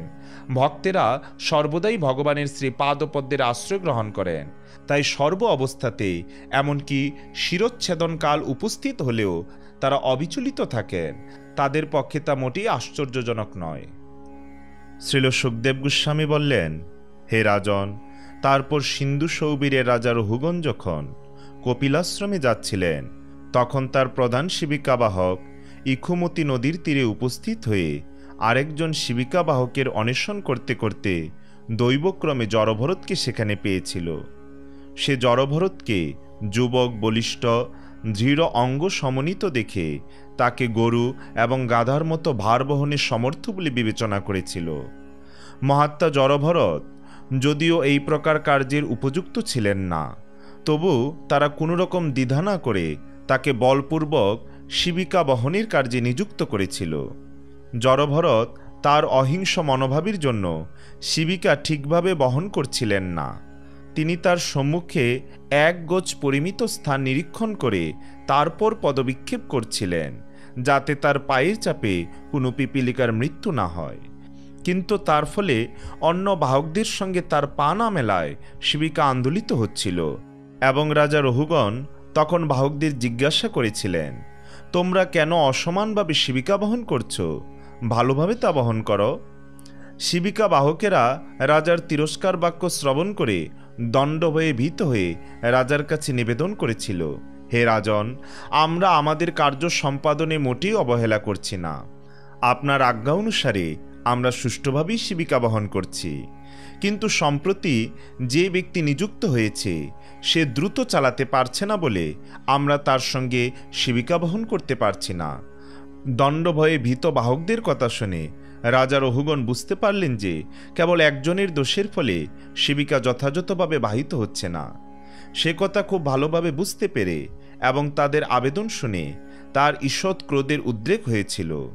যদিও তিনি ছিলেন রাজনীতিশাস্ত্রে পারদর্শী এবং অত্যন্ত অভিজ্ঞ, তবু তার রাজস্বভাববশত তার চিত্তে ক্রোধের উদয় হয়েছিল। প্রকৃতপক্ষে রাজা রহুগণের চিত্ত রজগুণের দ্বারা আচ্ছাদিত ছিল। তাই তিনি বর্ষাচ্ছাদিত অগ্নির মতো প্রচ্ছন্ন ব্রহ্মতেজ সম্পন্ন জড়ভরতকে বললেন, আহা, কি কষ্ট! ওহে ভাই, তুমি নিশ্চয়ই একাকী অনেকক্ষণ ধরে অনেক পথ এই শিবিকা বহন করে অত্যন্ত ক্লান্ত হয়েছ। আর তাছাড়া তোমার বার্ধক্যবশত তুমি অত্যন্ত পরিশ্রান্ত হয়েছ। হে সখী, তোমার শরীর তো ধীর নয় এবং তুমিও তেমন বলবান নও। তোমার সঙ্গের বাহকেরা কি তোমার সঙ্গে সহযোগিতা করছে না? এইভাবে রাজা বক্রোক্তির দ্বারা জড়ভরতকে তিরস্কার করলেও জড়ভরত অভিমানশূন্যই ছিলেন। তিনি তার চিন্ময় স্বরূপ উপলব্ধি করার ফলে অবগত ছিলেন যে তিনি তার দেহ নন। তিনি স্থূল অথবা কৃশ ছিলেন না। পঞ্চমহাভূত এবং 3 সূক্ষ্ম উপাদানের সমন্বয়ে রচিত জড় পিণ্ডটির সঙ্গে তার কোনো সম্পর্ক ছিল না। হস্তপদ সমন্বিত দেহটির সঙ্গে তার কোনো সম্পর্ক ছিল না। অর্থাৎ তিনি সম্পূর্ণরূপে তার চিন্ময় স্বরূপ উপলব্ধি করেছিলেন। তাই তিনি রাজার পরিহাসপূর্ণ তিরস্কারে বিচলিত হননি। নীরবে তিনি পূর্বের মতোই শিবিকা বহন করতে লাগলেন। তারপর রাজা যখন দেখলেন যে শিবিকা পুনরায় আন্দোলিত হচ্ছে, তখন তিনি অত্যন্ত ক্রোধাবৃষ্ট হয়ে বললেন, ওরে দুষ্ট, তুই কি করছিস? তুই কি জীবিত অবস্থায়ও মৃত নাকি? তুই জানিস না যে আমি তোর প্রভু? তুই আমার আদেশ অবজ্ঞা করছিস। তোর এই অবজ্ঞার ফলে আমি তোকে যমরাজের মতো দণ্ড দেব। আমি তোর উপযুক্ত শাস্তি বিধান করব, যাতে তুই প্রকৃতিস্থ হোস। নিজেকে একজন রাজা বলে মনে করায়। রহুগণ দেহাত্ম বুদ্ধিগ্রস্ত ছিলেন এবং রজ তমগুণের দ্বারা প্রভাবিত ছিলেন। অহংকার ভরে তিনি জড়ভরতকে অশালীন বাক্যের দ্বারা তিরস্কার করেছিলেন। জড়ভরত ছিলেন পরম ভাগবত এবং ভগবানের প্রিয় নিকেতন। রাজা যদিও নিজেকে একজন মস্ত বড় পণ্ডিত বলে মনে করতেন, কিন্তু তিনি পরম ভাগবতের স্থিতি অবগত ছিলেন না এবং তার চরিত্র তার জানা ছিল না। জড়ভরত সর্বদা ভগবানকে তার হৃদয়ে বহন করতেন বলে তিনি ছিলেন ভগবানের বাসস্থান সদৃশ। তিনি ছিলেন সমস্ত জীবের সুহৃদ এবং তিনি কোনো প্রকার দেহাত্মবুদ্ধি পোষণ করতেন না। তাই মহান ব্রাহ্মণ জড়ভরত ঈষৎ হেসে বললেন, হে বীর রাজা, আপনি যা বলেছেন তা সত্য। প্রকৃতপক্ষে সেগুলি কেবল তিরস্কার বাক্য নয়, কারণ দেহটি হচ্ছে বাহক। ভার বহনকারী দেহটি আমার নয়, কারণ আমি হচ্ছি চিন্ময় আত্মা। আপনার উক্তিতে কোনো বিরোধ নেই, কারণ আমি দেহ থেকে ভিন্ন। আমি শিবিকার বাহক নই, এই দেহটি হচ্ছে বাহক। নিশ্চিতভাবে যে কথা আপনি বলেছেন, আমি এই শিবিকা বহনে পরিশ্রম করিনি, কারণ আমি এই দেহটি থেকে পৃথক। আপনি বলেছেন যে আমি হৃষ্টপুষ্ট নই। এই বাক্যটি তার পক্ষেই উপযুক্ত যে ব্যক্তি দেহ এবং আত্মার পার্থক্য জানে না। দেহ স্থূল অথবা কৃশ হতে পারে, কিন্তু কোনো বিজ্ঞ ব্যক্তি আত্মার সম্বন্ধে সেই কথা বলবে না। আত্মা স্থূলও নয় অথবা কৃশ নয়। তাই আপনি যখন বলেছেন যে আমি হৃষ্টপুষ্ট নই, তা সত্য। অধিকন্তু এই ভ্রমণের উদ্দেশ্য এবং সেই গন্তব্যস্থলের পথ যদি আমার হতো, তাহলে আমার পক্ষে বহু অসুবিধা হতো। কিন্তু যেহেতু সেগুলি আমার সম্পর্কে বলা হয়নি, বলা হয়েছে আমার দেহের সম্পর্কে, তাই তাতে মোটেই কোনো রকম অসুবিধা হয়নি। স্থূলতা, কৃশতা, দৈহিক ও মানসিক ক্লেশ, তৃষ্ণা, ক্ষুধা, ভয়, কলহ, জড় সুখভোগের বাসনা, জরা, নিদ্রা, বিষয়াসক্তি, ক্রোধ, শোক এবং দেহাত্মবুদ্ধি, এই সবই আত্মার জড় আবরণের বিকার। দেহাত্মবুদ্ধিতে মগ্ন ব্যক্তিরাই এগুলির দ্বারা প্রভাবিত হয়, কিন্তু আমি সর্বপ্রকার দেহাত্মবুদ্ধি থেকে মুক্ত। তাই আমি স্থূল অথবা কৃশ নই, অথবা আপনি যে কথাগুলি বলেছেন আমি তার কোনোটিই নই। হে রাজন, আপনি অনর্থক আমাকে জীবনমৃত বলে অভিযোগ করেছেন। সেই সম্পর্কে আমি কেবল এই বলতে পারি যে এই জড়জগতে সব কিছুরই আদি এবং অন্ত রয়েছে। আর আপনি যে মনে করছেন আপনি রাজা এবং প্রভু এবং তাই আমাকে আদেশ দেওয়ার চেষ্টা করছেন, সেটিও ঠিক নয়, কারণ এই সমস্ত পদগুলি অনিত্য। আজ আপনি রাজা এবং আমি আপনার বৃত্ত, কিন্তু কাল তার পরিবর্তন হতে পারে। আপনি বৃত্ততে এবং আমি প্রভুতে পরিণত হতে পারি। এই সমস্ত অনিত্য পরিস্থিতিগুলি দৈবের দ্বারা সৃষ্ট হয়। হে রাজন, আপনি যদি এখনও মনে করেন যে আপনি হচ্ছেন রাজা এবং আমি হচ্ছি আপনার বৃত্ত, তাহলে আপনি আদেশ করুন এবং আপনার আদেশ আমাকে পালন করতে হবে। কিন্তু আমি এই কথা বলতে পারি যে এই পার্থক্য অত্যন্ত ক্ষণস্থায়ী এবং ব্যবহার অথবা প্রথা থেকেই তার উৎপত্তি। এছাড়া আর অন্য কোনো কারণ আমি দেখি না। সেই ক্ষেত্রে প্রভুকে এবং বৃত্তই বাকে, সকলেই জড়া প্রকৃতির নিয়মের বাধ্য। তাই কেউই প্রভু নয় এবং কেউই বৃত্ত নয়। কিন্তু তা সত্ত্বেও আপনি যদি মনে করেন যে আপনি প্রভু এবং আমি আপনার বৃত্ত, তাহলে আমি তা স্বীকার করে নেব। আপনি দয়া করে আমাকে আদেশ দিন, বলুন আমি আপনার জন্য কি করতে পারি। হে রাজন, আপনি বলেছেন, ওরে উন্মত্ত, মত্ত, জড়, আমি তোকে দণ্ডদান করব, তাহলে তুই প্রকৃতিস্থ হবি। সেই সম্পর্কে আমি বলতে চাই যে জড়, মুখ এবং বধিরের মতো অবস্থান করলেও আমি ব্রহ্মাত্মনিষ্ঠা লাভ করেছি। আমাকে দণ্ড দিয়ে আপনার কি লাভ হবে? আর আপনার অনুমান যদি ঠিক হয় এবং আমি যদি সত্যি সত্যি উন্মত্ত হই, তাহলে আমাকে দণ্ড দেওয়া পিষ্টবস্তু পেষণ করার মতোই হবে। তার ফলে কোনো লাভ হবে না, কারণ উন্মত্ত ব্যক্তিকে দণ্ডদান করা হলেও তার উন্মত্ততার উপশম হয় না। শ্রীল সুখদেব গোস্বামী বললেন, হে মহারাজ পরীক্ষিত, রাজা রঘুগণ পরম ভাগবত জড়ভরতকে কর্কশ বাক্যে যখন তিরস্কার করেছিলেন, তখন শান্তচিত্ত মুনিবর তা সহ্য করে তার যথাযথ উত্তর দিয়েছিলেন। অবিদ্যার কারণ দেহাত্মবুদ্ধি, কিন্তু জড়ভরত সেই ভ্রান্ত ধারণা দ্বারা প্রভাবিত ছিলেন না। তার স্বাভাবিক দৈন্যবশত তিনি নিজেকে একজন মহান ভক্ত বলে মনে করতেন না। তিনি নীরবে তার পূর্বকৃত কর্মের ফল ভোগ করে যেতেন। একজন সাধারণ মানুষের মতো তিনি মনে করেছিলেন যে শিবিকা বহন করে তিনি তার পূর্বকৃত দুষ্কর্মের ফল বিনষ্ট করছেন। এইভাবে বিচার করে তিনি পূর্ববৎ শিবিকা বহন করতে লাগলেন। হে পাণ্ডব শ্রেষ্ঠ মহারাজ পরীক্ষিত, সিন্ধু সৌবীরের রাজা মহারাজ রঘুগণের পরম তত্ত্ব বিচারে গভীর শ্রদ্ধা ছিল। জড়ভরতের যোগশাস্ত্র সম্মত এবং হৃদয়গ্রন্থি ছেদনকারী বাক্য শ্রবণ করে তার রাজ অভিমান বিদূরিত হয়েছিল। তিনি শীঘ্র শিবিকা থেকে অবতরণপূর্বক ভরতের শ্রী পাদপদ্মে তার মস্তক স্থাপন করে প্রণতি নিবেদন করলেন এবং সেই মহাভাগবতের চরণে অপরাধ করার ফলে ক্ষমা প্রার্থনা করে বলেছিলেন, হে ব্রাহ্মণ, আপনি সকলের অজ্ঞাতসারে প্রচ্ছন্নভাবে এই সংসারে বিচরণ করছেন। আপনি কে? আপনি কি বেদজ্ঞ ব্রাহ্মণ এবং মহাপুরুষ? আপনি কি যজ্ঞোপবীত ধারণ করেছেন? আপনি কি দত্তাত্রেয় আদি অবধূতদের মতো কেউ? আপনি কি কোনো মহাত্মার শিষ্য? আপনি কোথায় অবস্থান করেন? আপনি এই স্থানে কেন এসেছেন? আমাদের মঙ্গল সাধনের উদ্দেশ্যেই কি আপনি এসেছেন? আপনি দয়া করে বলুন, আপনি কে? হে মহানুভব, আমি দেবরাজ ইন্দ্রের বজ্রের ভয়ে ভীত নই, শিবের ত্রিশূলের ভয়েও ভীত নই, যমরাজের দণ্ড অথবা অগ্নি, সূর্য, চন্দ্র, বায়ু ও কুবেরের অস্ত্র থেকেও আমার ভয় উৎপন্ন হয় না, কিন্তু আমি ব্রহ্মগোকুলের অবমাননারূপ অপরাধকে অত্যন্ত ভয় করি। হে মহানুভব, মনে হচ্ছে যেন আপনার মহান আধ্যাত্মিক জ্ঞানের প্রভাব আপনি গোপন করে রেখেছেন। প্রকৃতপক্ষে আপনি সমস্ত জড় সংসর্গ থেকে মুক্ত এবং পূর্ণরূপে ভগবানের চিন্তায় মগ্ন, তাই আপনার দিব্য জ্ঞান অনন্ত। দয়া করে আপনি আমাকে বলুন, কেন আপনি এইভাবে একজন জড়ের মতো বিচরণ করছেন? হে মহাপুরুষ, আপনি যোগ সম্মত কথা বলেছেন, কিন্তু আমাদের পক্ষে তা হৃদয়ঙ্গম করা সম্ভব নয়, তাই দয়া করে তা বিশ্লেষণ করুন। আমি আপনাকে যোগেশ্বর আত্মতত্ত্বজ্ঞ মুনিদেরও পরমগুরু বলে মনে করি। মানব সমাজের কল্যাণের জন্য আপনি অবতীর্ণ হয়েছেন। আপনি ভগবানের জ্ঞানরূপী অবতার কপিল দেবের সাক্ষাৎ প্রতিনিধিরূপে দিব্যজ্ঞান প্রদান করতে এসেছেন। তাই আমি আপনাকে জিজ্ঞাসা করি, হে গুরুদেব, এই জগতে সবচাইতে নিরাপদ আশ্রয় কি? আপনি যে ভগবানের অবতার কপিল দেবের সাক্ষাৎ প্রতিনিধি, তা কি সত্য নয়?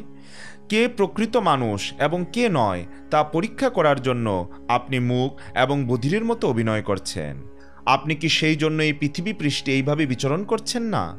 আমি অত্যন্ত বিষয়াসক্ত এবং জ্ঞানান্ধ, কিন্তু তা সত্ত্বেও আমি আপনার কাছে জ্ঞানের আলোক প্রাপ্ত হওয়ার জন্য উপস্থিত হয়েছি। কিভাবে আমি পারমার্থিক জীবনে উন্নতি সাধন করতে পারি? আপনি বলেছেন আমি শ্রান্ত নই। যদিও আত্মা দেহ থেকে ভিন্ন, তবু দৈহিক পরিশ্রমের ফলে শ্রান্তি হয় এবং তখন মনে হয় যে আত্মাই যেন শ্রান্ত হয়েছে। আপনি যখন শিবিকা বহন করছিলেন তখন নিশ্চয়ই আত্মারও পরিশ্রম হয়েছে, এটি আমার অনুমান। আপনি এও বলেছেন যে প্রভু এবং বৃত্তের যে বাহ্য আচরণ তা বাস্তবিক নয়, কিন্তু যদিও এই প্রাপঞ্চিক জগতে তা বাস্তবিক নয়, তবু এই প্রাপঞ্চিক জগতের বিষয়গুলি তো বাস্তবকে প্রভাবিত করে, তা প্রত্যক্ষভাবে দেখা যায় এবং অনুভব করা যায়। যদিও জড়জাগতিক কার্যকলাপ অনিত্য, কিন্তু তাহলেও তা মিথ্যা বলা যায় না। রাজা রহুগণ বলতে লাগলেন, হে মহানুভব, আপনি বলেছেন যে শরীরের স্থূলতা ও কৃশতা আত্মার ধর্ম নয়। তা ঠিক নয়, কারণ সুখ এবং দুঃখের অনুভূতি আত্মারই হয়ে থাকে। পাত্রস্থিত দুধ এবং চাল আগুনের তাপে আপনা থেকেই উত্তপ্ত হয় এবং তার ফলে চালের অন্তর্ভাগ সিদ্ধ হয়। তেমনি দেহের দুঃখ এবং সুখ ইন্দ্রিয়, মন এবং আত্মাকে প্রভাবিত করে। আত্মা এই অবস্থা থেকে অনাসক্ত থাকতে পারে না। হে মহাশয়, আপনি বলেছেন রাজা এবং প্রজা অথবা প্রভু এবং বৃত্তের মধ্যে যে সম্পর্ক তা নিত্য নয়, কিন্তু যদিও এই সম্পর্ক অনিত্য, তবুও কেউ যখন রাজার পদ গ্রহণ করেন তখন তার কর্তব্য হচ্ছে প্রজাদের শাসন করা এবং আইন লঙ্ঘনকারীদের দণ্ডদান করা। তাদের দণ্ডদান করে তিনি প্রজাদের রাজ্যের আইন মেনে চলার শিক্ষা দেন। পুনরায় আপনি বলেছেন যে মুখ এবং বধির ব্যক্তিকে দণ্ড দেওয়া পিষ্ট ব্যক্তিকে পেষণ করার মতো, অর্থাৎ তার ফলে কোনো লাভ হয় না। কিন্তু কেউ যদি ভগবানের নির্দেশ অনুসারে তার স্বধর্মে যুক্ত থাকেন তাহলে অবশ্যই তার পাপকর্মের লাঘব হয়। অতএব কাউকে যদি বলপূর্বক তার স্বধর্মে নিযুক্ত করা হয় তার ফলে তার মঙ্গল হয়, কারণ তখন তার সমস্ত পাপ থেকে তিনি মুক্ত হতে পারেন। আপনি যা বলেছেন তা আমার কাছে বিপরীত বলে মনে হচ্ছে। হে আর্তবন্ধু, আমি রাজা হওয়ার অভিমানে মত্ত হয়ে আপনার মতো পরম ভাগবতকে অপমান করে মহা অপরাধ করেছি। তাই আমি আপনার কাছে প্রার্থনা করি, দয়া করে আপনি আমার প্রতি অহৈতুকী কৃপা প্রদর্শন করুন, তাহলেই কেবল আমি এই অপরাধ থেকে মুক্ত হতে পারবো। হে প্রভু, আপনি সমস্ত জীবের পরম সুহৃদ ভগবানের সখা, তাই আপনি সকলের প্রতি সমদৃষ্টি সম্পন্ন এবং আপনি দেহাত্মবুদ্ধি থেকে মুক্ত। আমি যে আপনাকে অপমান করেছি তাতে যদিও আপনার কোনো বিকার হয়নি, তবুও সে অপরাধের ফলে আমার মতো ব্যক্তি যদি শিবের মতো শক্তিশালী হয় তাহলেও অচিরেই বিনষ্ট হবে, তাতে কোনো সন্দেহ নেই। ব্রহ্মজ্ঞ জড়ভরত বললেন, হে রাজন, যদিও আপনি বিজ্ঞ নন, তবুও আপনি বিজ্ঞের মতো কথা বলছেন। অতএব আপনি বিজ্ঞের মধ্যে শ্রেষ্ঠ ব্যক্তি নন। অভিজ্ঞ ব্যক্তি কখনো আপনার মতো প্রভুবৃত্ত অথবা জড় সুখ দুঃখের সম্পর্কের কথা বলেন না। এইগুলি কেবল বাহ্যিক কার্যকলাপ। তত্ত্বজ্ঞান সমন্বিত অভিজ্ঞ ব্যক্তি কখনো এইভাবে কথা বলেন না। হে রাজন, প্রভু, বৃত্ত, রাজা, প্রজা ইত্যাদির প্রসঙ্গে যে কথা, তা কেবল জড়জাগতিক বিষয়ের কথা। যারা বেদবিহিত জড় কার্যকলাপে আগ্রহী, তারা কেবল যজ্ঞানুষ্ঠান করে এবং জড়জাগতিক বিষয়ের প্রতি শ্রদ্ধালু থেকে সন্তুষ্ট থাকে। এই প্রকার ব্যক্তিদের অবশ্যই আধ্যাত্মিক উন্নতি হয় না। স্বপ্নদৃষ্ট ভোগ্যবস্তুর মিথ্যাত্ব অথবা নিরর্থকতা যেমন আপনা থেকেই অনুভূত হয়, তেমনি এই পৃথিবীতে অথবা স্বর্গলোকে এই জীবনের বা পরবর্তী জীবনের যে সুখ, তা অবশেষে তুচ্ছ বলে উপলব্ধি করা যায়। কেউ যখন তা হৃদয়ঙ্গম করতে পারে, তখন বেদ তত্ত্বজ্ঞানের এক অপূর্ব উৎস হওয়া সত্ত্বেও যথেষ্ট নয় বলে মনে হয়। জীবের মন যতক্ষণ জড়া প্রকৃতির 3 গুণের দ্বারা কুলুষিত থাকে, ততক্ষণ তার মন ঠিক একটি মত্ত অস্থির মতো স্বতন্ত্র হয়ে জ্ঞানেন্দ্রিয় ও কর্মেন্দ্রিয়ের দ্বারা পাপ এবং পুণ্যকর্মের ক্ষেত্র বিস্তার করে। তার ফলে জীব তার কর্মের ফলস্বরূপ সুখ এবং দুঃখ ভোগ করার জন্য জড়জগতের বন্ধনে আবদ্ধ থাকে। মন যতক্ষণ পাপ এবং পুণ্যকর্মের বাসনায় মগ্ন থাকে, ততক্ষণ তা স্বাভাবিকভাবেই কাম, ক্রোধ আদির দ্বারা বিকারগ্রস্ত হয়। এইভাবে তা ইন্দ্রিয় সুখ ভোগের প্রতি আকৃষ্ট হয়, অর্থাৎ মন সত্য, রজ এবং তমগুণের দ্বারা পরিচালিত হয়। একাদশ ইন্দ্রিয় এবং পঞ্চমহাভূত, এই ষোড়শ উপাদানের মধ্যে মন হচ্ছে প্রধান। তাই মনেরই জন্য দেব, নর, পশু, তির্যক আদি বিভিন্ন প্রকার শরীর লাভ হয়। উৎকৃষ্ট অথবা নিকৃষ্ট স্তরে মনের স্থিতি অনুসারে জীবের জড়দেহ লাভ হয়। মায়ারচিত মন জীবকে আচ্ছন্ন করে বিভিন্ন যোনিতে ভ্রমণ করায়, তাকে বলা হয় সংসার চক্র। এই মনের কারণে জীব জড়জগতের দুঃখ এবং সুখ ভোগ করে। জীবকে এইভাবে মোহাচ্ছন্ন করে মন পাপ এবং পুণ্যকর্মের ফলসমূহ সৃষ্টি করে এবং তার ফলে আত্মা জড়জগতের বন্ধনে আবদ্ধ হয়। মন জীবকে এই সংসারে বিভিন্ন যোনিতে ভ্রমণ করায়। পণ্ডিতেরা বলেন যে দেহের আকৃতি বন্ধন এবং মুক্তির কারণ হচ্ছে মন।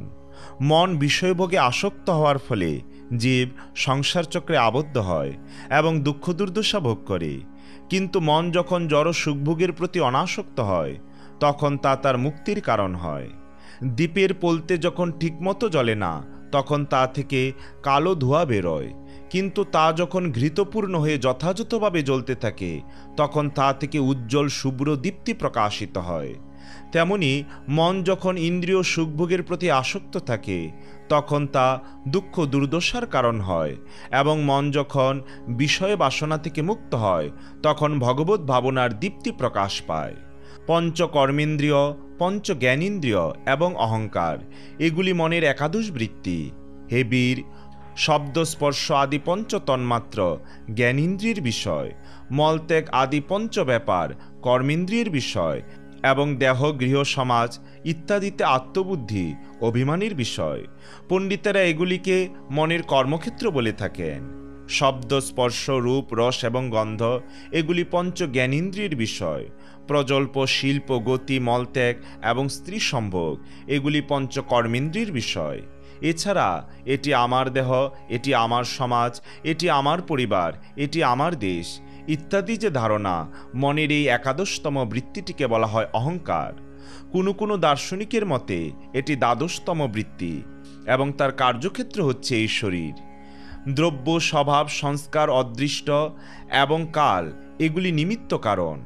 এই সমস্ত নিমিত্ত কারণের দ্বারা ক্ষুবিত হয়ে এই একাদশ প্রকার চিত্তবিকার প্রথমে 100 প্রকার, তারপর সহস্র প্রকার এবং তারপর কোটি প্রকার হয়ে থাকে।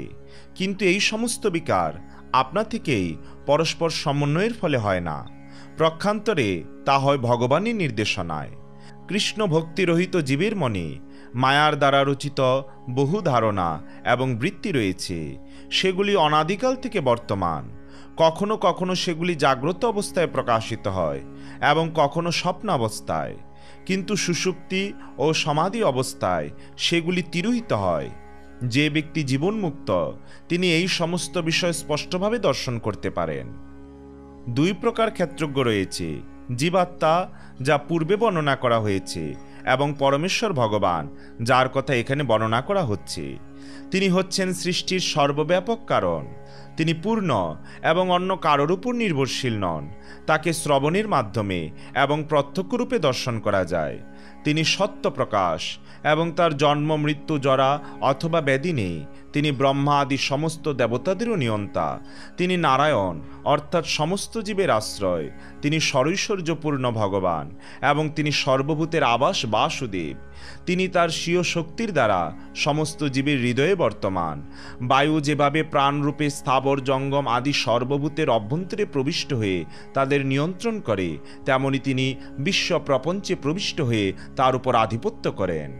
হে রাজা রহুগণ, দেহধারী বদ্ধজীব যতক্ষণ পর্যন্ত জড় সুখভোগের কুলুস থেকে মুক্ত না হয় এবং তার 6টি শত্রুকে জয় করে আত্মজ্ঞান জাগরিত করার মাধ্যমে আত্মতত্ত্ব অবগত না হয়, ততক্ষণ পর্যন্ত তাকেই জড়জগতের বিভিন্ন জনিতে ভ্রমণ করতে হয়। আত্মার উপাধি মন হচ্ছে সমস্ত জড়জাগতিক দুঃখ দুর্দশার কারণ। বদ্ধজীব যতক্ষণ পর্যন্ত এই তথ্য না জানে ততক্ষণ পর্যন্ত তাকে জড় দেহজনিত দুঃখ কষ্ট ভোগ করতে করতে এই জগতে ভ্রমণ করতে হয়। মন যেহেতু রোগ শোক মোহ আসক্তি লোভ শত্রুতা ইত্যাদির দ্বারা প্রভাবিত, তাই সে এই জড়জগতের বন্ধনের দ্বারা আবদ্ধ হয়ে মমতা উৎপাদন করে। এই অসংযত মন জীবের পরম শত্রু। তাকে উপেক্ষা করলে অথবা সুযোগ দিলে তা প্রবল থেকে প্রবলতর হয়ে দুর্দমনীয় হয়ে ওঠে। যদিও তা বাস্তব নয়, তবুও তা অত্যন্ত বলবান। তা জীবের স্বরূপ আচ্ছাদিত করে রাখে। হে রাজন, দয়া করে শ্রী গুরুদেব এবং পরমেশ্বর ভগবানের শ্রী পাদপদ্মের সেবারূপ অস্ত্রের দ্বারা এই মনকে জয় করার চেষ্টা করুন। অত্যন্ত সাবধানতার সঙ্গে এই কর্তব্য সম্পাদন করুন। মহারাজ রহুগণ বললেন, হে অবধূত, আপনি ভগবান থেকে অভিন্ন। আপনার স্বরূপের প্রভাবে সমস্ত শাস্ত্রবিরোধ দূর হয়েছে। আপনি ব্রহ্মবন্ধুর বেশে আপনার দিব্য আনন্দময় স্বরূপ গোপন করে রেখেছেন। আমি আপনাকে আমার সশ্রদ্ধ প্রণতি নিবেদন করি। হে ব্রাহ্মণ শ্রেষ্ঠ, আমার দেহ কুৎসিত বস্তুতে পূর্ণ এবং গর্বরূপ সর্প আমার বিবেককে ধ্বংসন করেছে। জড় ভাবনার প্রভাবে আমি রোগাক্রান্ত। আপনার অমৃতময় উপদেশ এই প্রকার ব্যাধির উপযুক্ত ঔষধ এবং তা সূর্যের তাপে পীড়িত ব্যক্তির কাছে সুশীতল জলের মতো। যে বিষয়ে আমার সংশয় রয়েছে সেই বিষয়ে আমি আপনাকে পরে জিজ্ঞাসা করব, কিন্তু এখন আত্মতত্ত্ব সম্বন্ধে যে উপদেশ আপনি দিয়েছেন তা আমার কাছে অত্যন্ত দুর্বোধ্য বলে মনে হচ্ছে। দয়া করে আপনি সরলভাবে তার পুনরাবৃত্তি করুন, যাতে আমি তা হৃদয়ঙ্গম করতে পারি। আমার মন তা সরলভাবে হৃদয়ঙ্গম করার জন্য অত্যন্ত উৎসুক হয়েছে। হে যোগেশ্বর, আপনি বলেছেন যে দেহের গমনাদির ফলে যে শ্রান্তি হয় তা প্রত্যক্ষ অনুভূতির দ্বারা অবগত হওয়া যায়, কিন্তু প্রকৃতপক্ষে শ্রান্তি নেই, তার অস্তিত্ব কেবল ব্যবহারমূলক। এই প্রকার প্রশ্ন এবং উত্তরের দ্বারা পরম তত্ত্ব নির্ণয় করা যায় না। আপনার এই বাক্যে আমার মন কিছুটা বিচলিত হয়েছে। ব্রহ্মজ্ঞ জড়ভরত বললেন, জড় বস্তুর সমন্বয়ের ফলে নানা প্রকার পার্থিব বিকার সাধিত হয় এবং রূপের উদ্ভব হয়। কোনো কারণে তারা ভূপৃষ্ঠে বিচরণ করে এবং শিবিকা বাহক ইত্যাদি নামে পরিচিত হয়। আর যা চলাফেরা করে না তাই পাষাণ ইত্যাদি নামে খ্যাত হয়। সেই সমস্ত সচল পার্থিব বিকৃতির চরণদ্বয়ের উপরিভাগে ক্রমশ জঙ্গা জানু উরু কুমর বক্ষস্থল গলদেশ ও স্কন্দ এই সমস্ত রয়েছে। আবার স্কন্দের উপরে দারুময়ী শিবিকা এবং শিবিকার মধ্যে রয়েছে তথাকথিত সৌবীরের রাজা। সেই রাজার শরীরও আরেক প্রকার পার্থিব বিকার। সেই বিকারময় দেহেই আপনি অবস্থিত এবং ভ্রান্তভাবে নিজেকে সৌবীর দেশের রাজা বলে মনে করে মদান্ধ হয়েছেন। কিন্তু বিনা বেতনে এই সমস্ত নিরীহ ব্যক্তিরা যে আপনার শিবিকা বহন করছে, আপনার অন্যায় আচরণের ফলে তাদের নিশ্চয়ই কষ্ট হচ্ছে। তাদের অবস্থা অত্যন্ত শোচনীয়, কেননা আপনি তাদের বলপূর্বক আপনার সেবিকা বহন কার্যে নিযুক্ত করেছেন। তা থেকে প্রমাণিত হয় যে আপনি অত্যন্ত নিষ্ঠুর এবং নির্দয়, কিন্তু তা সত্ত্বেও আপনি মনে করছেন যে আপনি আপনার প্রজাদের রক্ষক। তা অত্যন্ত হাস্যকর। আপনি অত্যন্ত মূর্খ এবং জ্ঞানী ব্যক্তিদের সভায় শোভা পাওয়ার যোগ্য নন। এই পৃথিবীতে আমরা সকলে বিভিন্ন রূপ সমন্বিত জীব। আমাদের মধ্যে কেউ স্থাবর এবং কেউ জঙ্গম। আমাদের সকলেরই উৎপত্তি হয়, কিছু কালের জন্য স্থিতি হয় এবং তারপর বিনাশ হয়। তখন এই শরীর পুনরায় মাটিতে মিশে যায়। আমরা কেবল মাটির রূপান্তর। বিভিন্ন শরীর এবং কার্যকলাপের ক্ষমতা কেবল মাটিরই রূপান্তর এবং নামে মাত্র ভিন্ন, কারণ সব কিছুরই মাটি থেকে উৎপত্তি হয় এবং বিনাশের পর পুনরায় মাটিতেই মিশে যায়। প্রক্ষান্তরে বলা যায় যে আমরা কেবল ধূলি এবং পুনরায় ধূলিতেই মিশে যাব। এই কথা সকলেই বিচার করে দেখতে পারেন।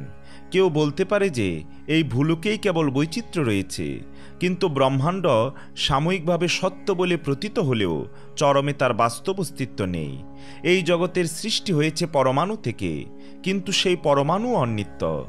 যদিও কোনো কোনো দার্শনিক এই ধারণা পোষণ করে, তবুও পরমাণু কখনোই ব্রহ্মাণ্ডের কারণ নয়।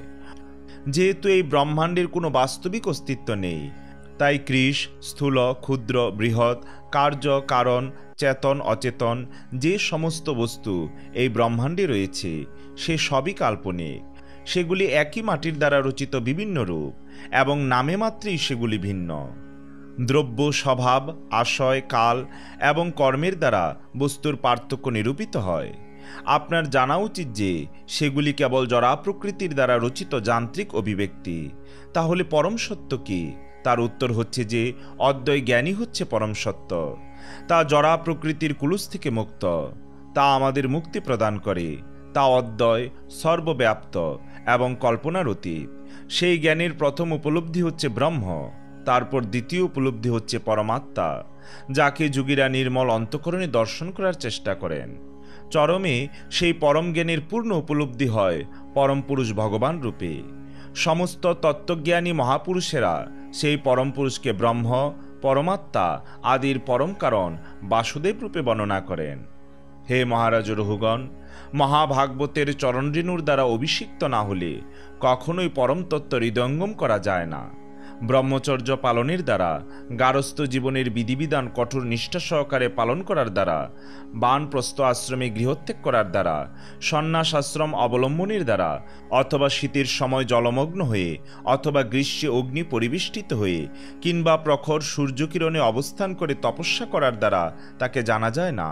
পরম সত্যকে হৃদয়ঙ্গম করার জন্য পন্থা থাকলেও মহাভাগবতীর কৃপার প্রভাবেই কেবল পরম সত্য প্রকাশিত হয়। যে শুদ্ধ ভক্তের কথা এখানে উল্লেখ করা হয়েছে তারা কারা? শুদ্ধ ভক্তদের সভায় রাজনীতি, সমাজনীতি ইত্যাদি জড় বিষয়ের আলোচনার কোনো সম্ভাবনা থাকে না। শুদ্ধ ভক্তদের সভায় কেবল পরমেশ্বর ভগবানের রূপ, গুণ এবং লীলার বিষয়ে আলোচনা হয়।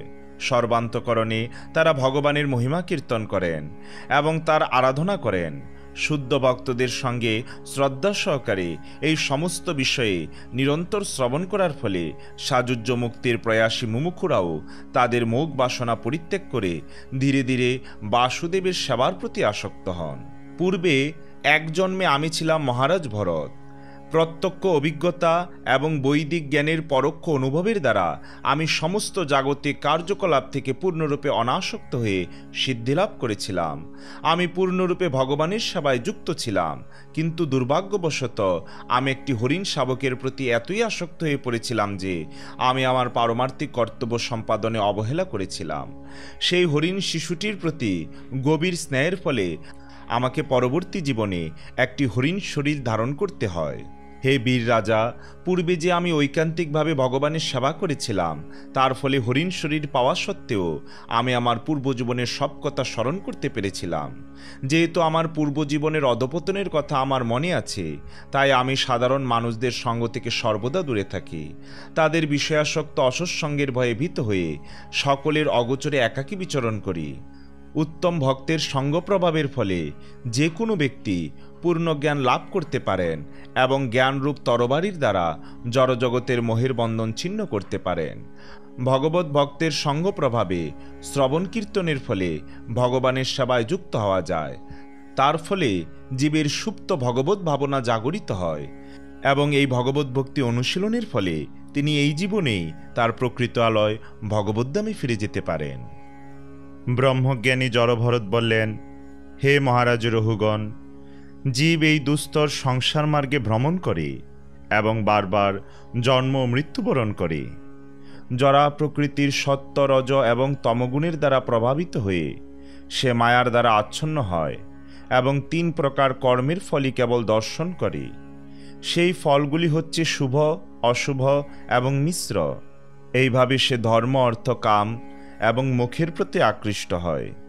সে একটি বণিকের মতো দিনরাত কঠোর পরিশ্রম করে এবং লাভের আশায় বস্তু সংগ্রহের জন্য অরণ্যে প্রবেশ করে, কিন্তু এই জড়জগতে সে প্রকৃত সুখ লাভ করতে পারে না। হে মহারাজ রহুগণ, এই সংসার অরণ্যে 6টি অত্যন্ত প্রবল দস্যু রয়েছে। বদ্ধজীব যখন জাগতিক লাভের জন্য অরণ্যে প্রবেশ করে তখন এই 6টি দস্যু তাকে বিপথে পরিচালিত করে। এইভাবে বণিকরূপী বদ্ধজীবকে বিভ্রান্ত করে সেই দস্যুরা তার অর্থ অপহরণ করে। বাঘ, শৃগাল এবং অন্যান্য হিংস্র পশু যেমন রক্ষকের আশ্রয় থেকে একটি মেষকে হরণ করে, ঠিক তেমনি পত্নী এবং সন্তান সেই বণিকের হৃদয়ে প্রবেশ করে নানাভাবে তাকে লুণ্ঠন করে। এই বনে অসংখ্য তৃণ, গুল্ম ও লতার দ্বারা আচ্ছন্ন গহ্বর রয়েছে। সেই সমস্ত গহ্বরে বদ্ধজীব সর্বদা মশক সদৃশ দুর্জনদের উপদ্রবে পীড়িত হয়। কখনো কখনো সে সেই অরণ্যে এক অলিক প্রাসাদ দর্শন করে এবং কখনো কখনো সে আকাশে উল্কার মতো পিশাচদের দর্শন করে বিভ্রান্ত হয়। হে রাজন, এই সংসার অরণ্যের পথে গৃহ, ধন, আত্মীয় স্বজন প্রবৃত্তির দ্বারা বিভ্রান্ত চিত্ত সেই বণিক এই সংসার অরণ্যে সাফল্য লাভের আশায় ইতস্তত ধাবমান হয়। কখনো তার চক্ষু ঘূর্ণিবায়ুর ধূলিতে আচ্ছাদিত হয়, অর্থাৎ তার পত্নীর রূপে মোহিত হয়। বিশেষ করে তার রজস্বলা অবস্থায় সে কামান্ধ হয়। এইভাবে অন্ধ হয়ে যাওয়ার ফলে সে যে কোথায় যাচ্ছে এবং কি করছে তা সে দেখতে পায় না। ভবাটবিতে ভ্রমণ করতে করতে বদ্ধজীব অদৃশ্য জিল্লির কঠোর শব্দ শুনতে পায় এবং তার ফলে তার কর্ণশূল উপস্থিত হয়। কখনো কখনো পেঁচার কর্কশ শব্দে তার হৃদয় ব্যথিত হয়, যা হচ্ছে তার শত্রুদের কঠোর দুরুক্তি। ক্ষুধার্ত হয়ে সে কখনো কখনো এমন বৃক্ষের আশ্রয় গ্রহণ করে যাতে কোনো ফল বা ফুল হয় না এবং তার ফলে সে কষ্টভোগ করে। তৃষ্ণার্ত হয়ে সে জলের আশায় মরীচিকার পিছনে ধাবিত হয়। বদ্ধজীব কখনো কখনো অগভীর নদীর জলে ঝাঁপ দেওয়ার ফলে দুঃখ পায় অথবা অন্যভাবে নির্দয় ব্যক্তিদের দ্বারে দ্বারে গিয়ে অন্ন ভিক্ষা করে। কখনো কখনো সে সংসার দাবানলে দগ্ধ হয় এবং কখনো কখনো যক্ষ সদৃশ রাজারা কর গ্রহণের নামে যখন তার প্রাণ তুল্য ধনসম্পদ অপহরণ করে তখন সে দুঃখে ম্রিয়মাণ হয়। কখনো কখনো ঊর্ধ্বতন বা অধিক বলবান ব্যক্তি জীবের সমস্ত ধনসম্পদ হরণ করে নেয়। তখন সে অত্যন্ত বিষাদগ্রস্ত হয়ে তার সে হারানো ধনসম্পদের জন্য শোক করতে করতে মূর্ছিত হয়ে পড়ে। কখনো কখনো সে এক বিশাল প্রাসাদ নগরীর কল্পনা করে এবং তার পরিবার পরিজন ও ধনসম্পদ নিয়ে সেখানে সুখে বাস করার বাসনা করে। তা যদি সম্ভব হয় তাহলে সে নিজেকে সম্পূর্ণরূপে সুখী বলে মনে করে, কিন্তু সেই তথাকথিত সুখ কেবল ক্ষণিকের জন্যই। কখনো কখনো সেই বণিক পাহাড় পর্বতে আরোহণ করতে চায়, কিন্তু উপযুক্ত পাদুকার অভাবে তার পা কাটা ও কাকরে বিদ্ধ হয়। তখন সে অত্যন্ত ব্যথিত হয়। কুটুম্বাসক্ত ব্যক্তি কখনো কখনো ক্ষুধায় পীড়িত হয় এবং তার সেই দুর্দশাগ্রস্ত অবস্থার ফলে তার পরিবারের সদস্যদের প্রতি সে ক্রুদ্ধ হয়। ভবাটবিতে বদ্ধ জীবাত্মাকে কখনো কখনো অজগর সর্প গিলে ফেলে। তখন সে মৃত ব্যক্তির মতো অচেতন এবং অজ্ঞান অবস্থায় বনের মধ্যে পড়ে থাকে। কখনো অন্যান্য বিষধর সর্পেরা তাকে দংশন করে বিবেক রহিত হওয়ার ফলে সে নারকীয় জীবনের অন্ধকূপে পতিত হয়। সেখানে উদ্ধার পাওয়ার কোনো আশা তার থাকে না। কখনো কখনো অতি নগণ্য রতিসুখ উপভোগের জন্য সে অসতী রমণীর অন্বেষণ করে। তার সেই প্রচেষ্টায় সে সেই রমণীর আত্মীয় স্বজনদের দ্বারা অপমানিত এবং নির্যাতিত হয়। তার সেই প্রচেষ্টা ঠিক মৌচাক থেকে মধু সংগ্রহ করতে গিয়ে মৌমাছিদের দ্বারা আক্রান্ত হওয়ার মতো। কখনো কখনো বহু অর্থ ব্যয় করে সে রতিসুখের জন্য পরদার লাভ করে, কিন্তু দুর্ভাগ্যবশত তার ইন্দ্রিয় সুখের বস্তু সেই রমণীটিকে অন্য কোনো লম্পট বলপূর্বক অপহরণ করে নিয়ে যায়। কখনো কখনো জীব হাড় কাঁপানো শীত, প্রচণ্ড গরম, প্রবল ঝড়ঝঞ্ঝা, অতিবৃষ্টি ইত্যাদি প্রাকৃতিক উৎপাতের প্রতিকার করার কার্যে ব্যস্ত থাকে। যখন সে তা করতে অক্ষম হয় তখন সে প্রচণ্ড কষ্টভোগ করে। কখনো কখনো ব্যবসা বাণিজ্যে সে অন্যের দ্বারা বঞ্চিত হয়। এইভাবে পরস্পরকে বঞ্চনা করার চেষ্টার ফলে তাদের মধ্যে শত্রুতার সৃষ্টি হয়। সংসার অরণ্যের পথে মানুষ কখনো ধনহীন হয়ে যায় এবং তার ফলে তার উপযুক্ত ঘর, বিছানা এবং আসন থাকে না, এবং সে যথাযথভাবে পারিবারিক সুখ উপভোগ করতে পারে না।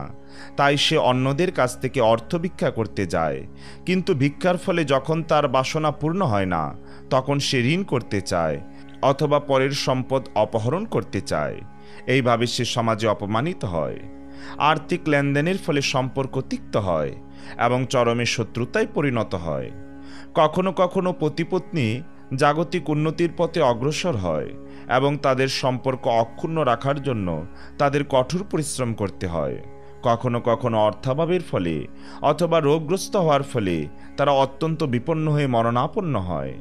হে রাজন, সংসার অরণ্যের মার্গে মানুষ প্রথমে তার পিতামাতাকে হারায়। তাদের মৃত্যুর পর সে তার নবজাত সন্তান সন্ততির প্রতি আসক্ত হয়। এইভাবে সে জড়জাগতিক উন্নতির পথে বিচরণ করে এবং কালক্রমে বিপন্ন হয়, কিন্তু তা সত্ত্বেও অন্তিম সময় পর্যন্ত সে বুঝতে পারে না কিভাবে এখান থেকে বেরিয়ে যাওয়া যায়। এমন অনেক রাজনৈতিক ও সামাজিক বীর ছিল এবং রয়েছে যারা সমান শক্তিশালী শত্রুদের পরাভূত করেছে, কিন্তু তবু অজ্ঞানতাবশত কোনো নির্দিষ্ট ভূখণ্ডকে তাদের নিজের সম্পত্তি বলে মনে করে তার উপর অধিকার বিস্তার করার জন্য তারা পরস্পরের সঙ্গে সংগ্রামে লিপ্ত হয়ে যুদ্ধে প্রাণ হারিয়েছে। মহাবীর অথবা বিখ্যাত রাজনৈতিক নেতা হওয়া সত্ত্বেও সর্বত্যাগী সন্ন্যাসীরা যে পরম পদ প্রাপ্ত হন, আধ্যাত্ম উপলব্ধির সেই পথ তারা অবলম্বন করতে পারে না।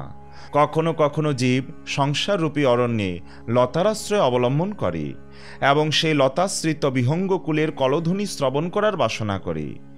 সেই অরণ্যে সিংহের গর্জনে ভীত হয়ে সে বক, সারস এবং শকুনির সঙ্গে সখ্য স্থাপন করে।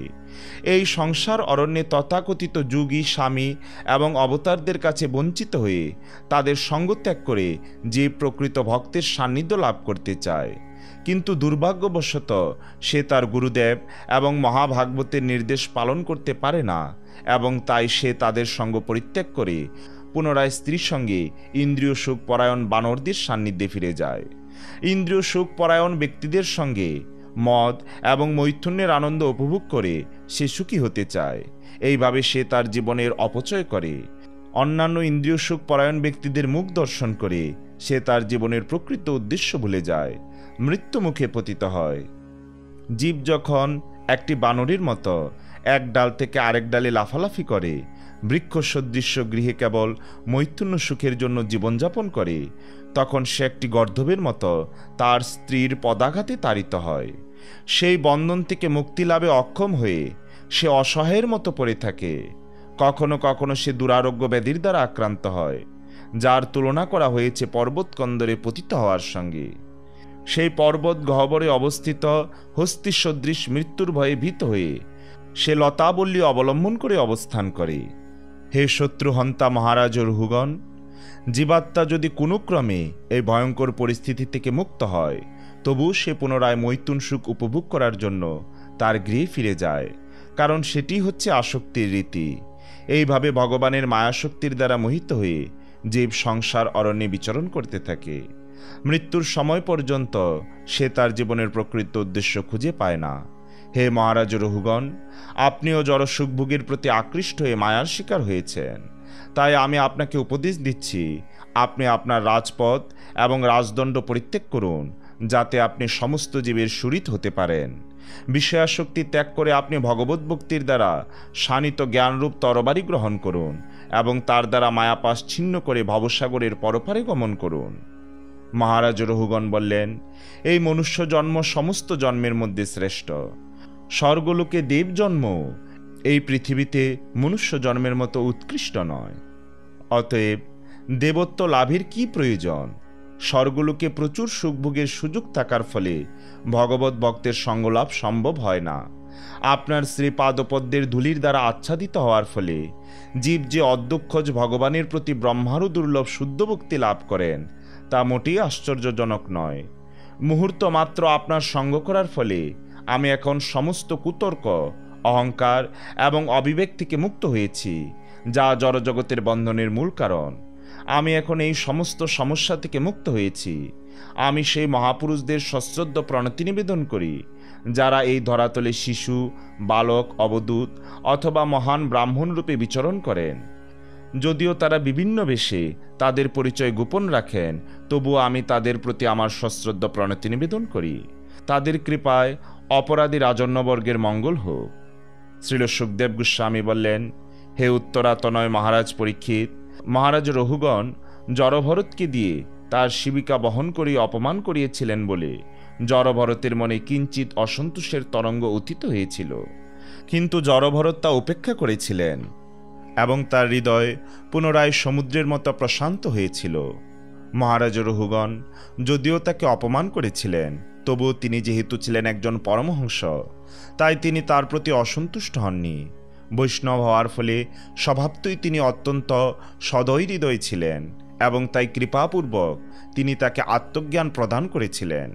তারপর মহারাজ রহুগণ যখন তার শ্রীপাদপদ্মে কাতরভাবে ক্ষমা ভিক্ষা করেন, তখন তিনি সেই অপমানের কথা সম্পূর্ণরূপে ভুলে গিয়েছিলেন। তারপর তিনি পূর্বের মতো সমগ্র পৃথিবী পর্যটন করতে শুরু করেছিলেন।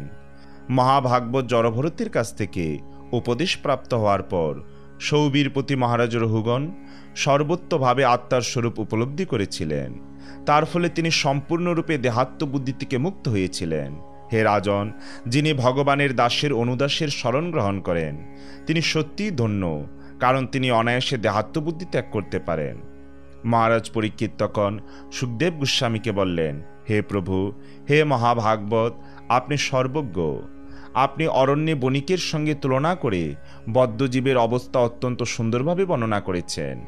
এই উপদেশ থেকে যে কোনো বুদ্ধিমান ব্যক্তি বুঝতে পারেন যে দেহাত্মবুদ্ধি সমন্বিত মানুষের ইন্দ্রিয়গুলি সেই অরণ্যে দস্যু তস্করদের মতো, এবং তার পত্নী এবং সন্তান সন্ততিরা ঠিক শৃগাল, কুকুরাদি হিংস্র পশুর মতো।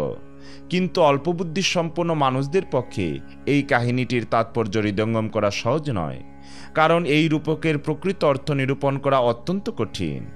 আমি তাই আপনার কাছে প্রার্থনা করছি, দয়া করে তার প্রকৃত অর্থ আপনি আমাদের কাছে ব্যক্ত করুন।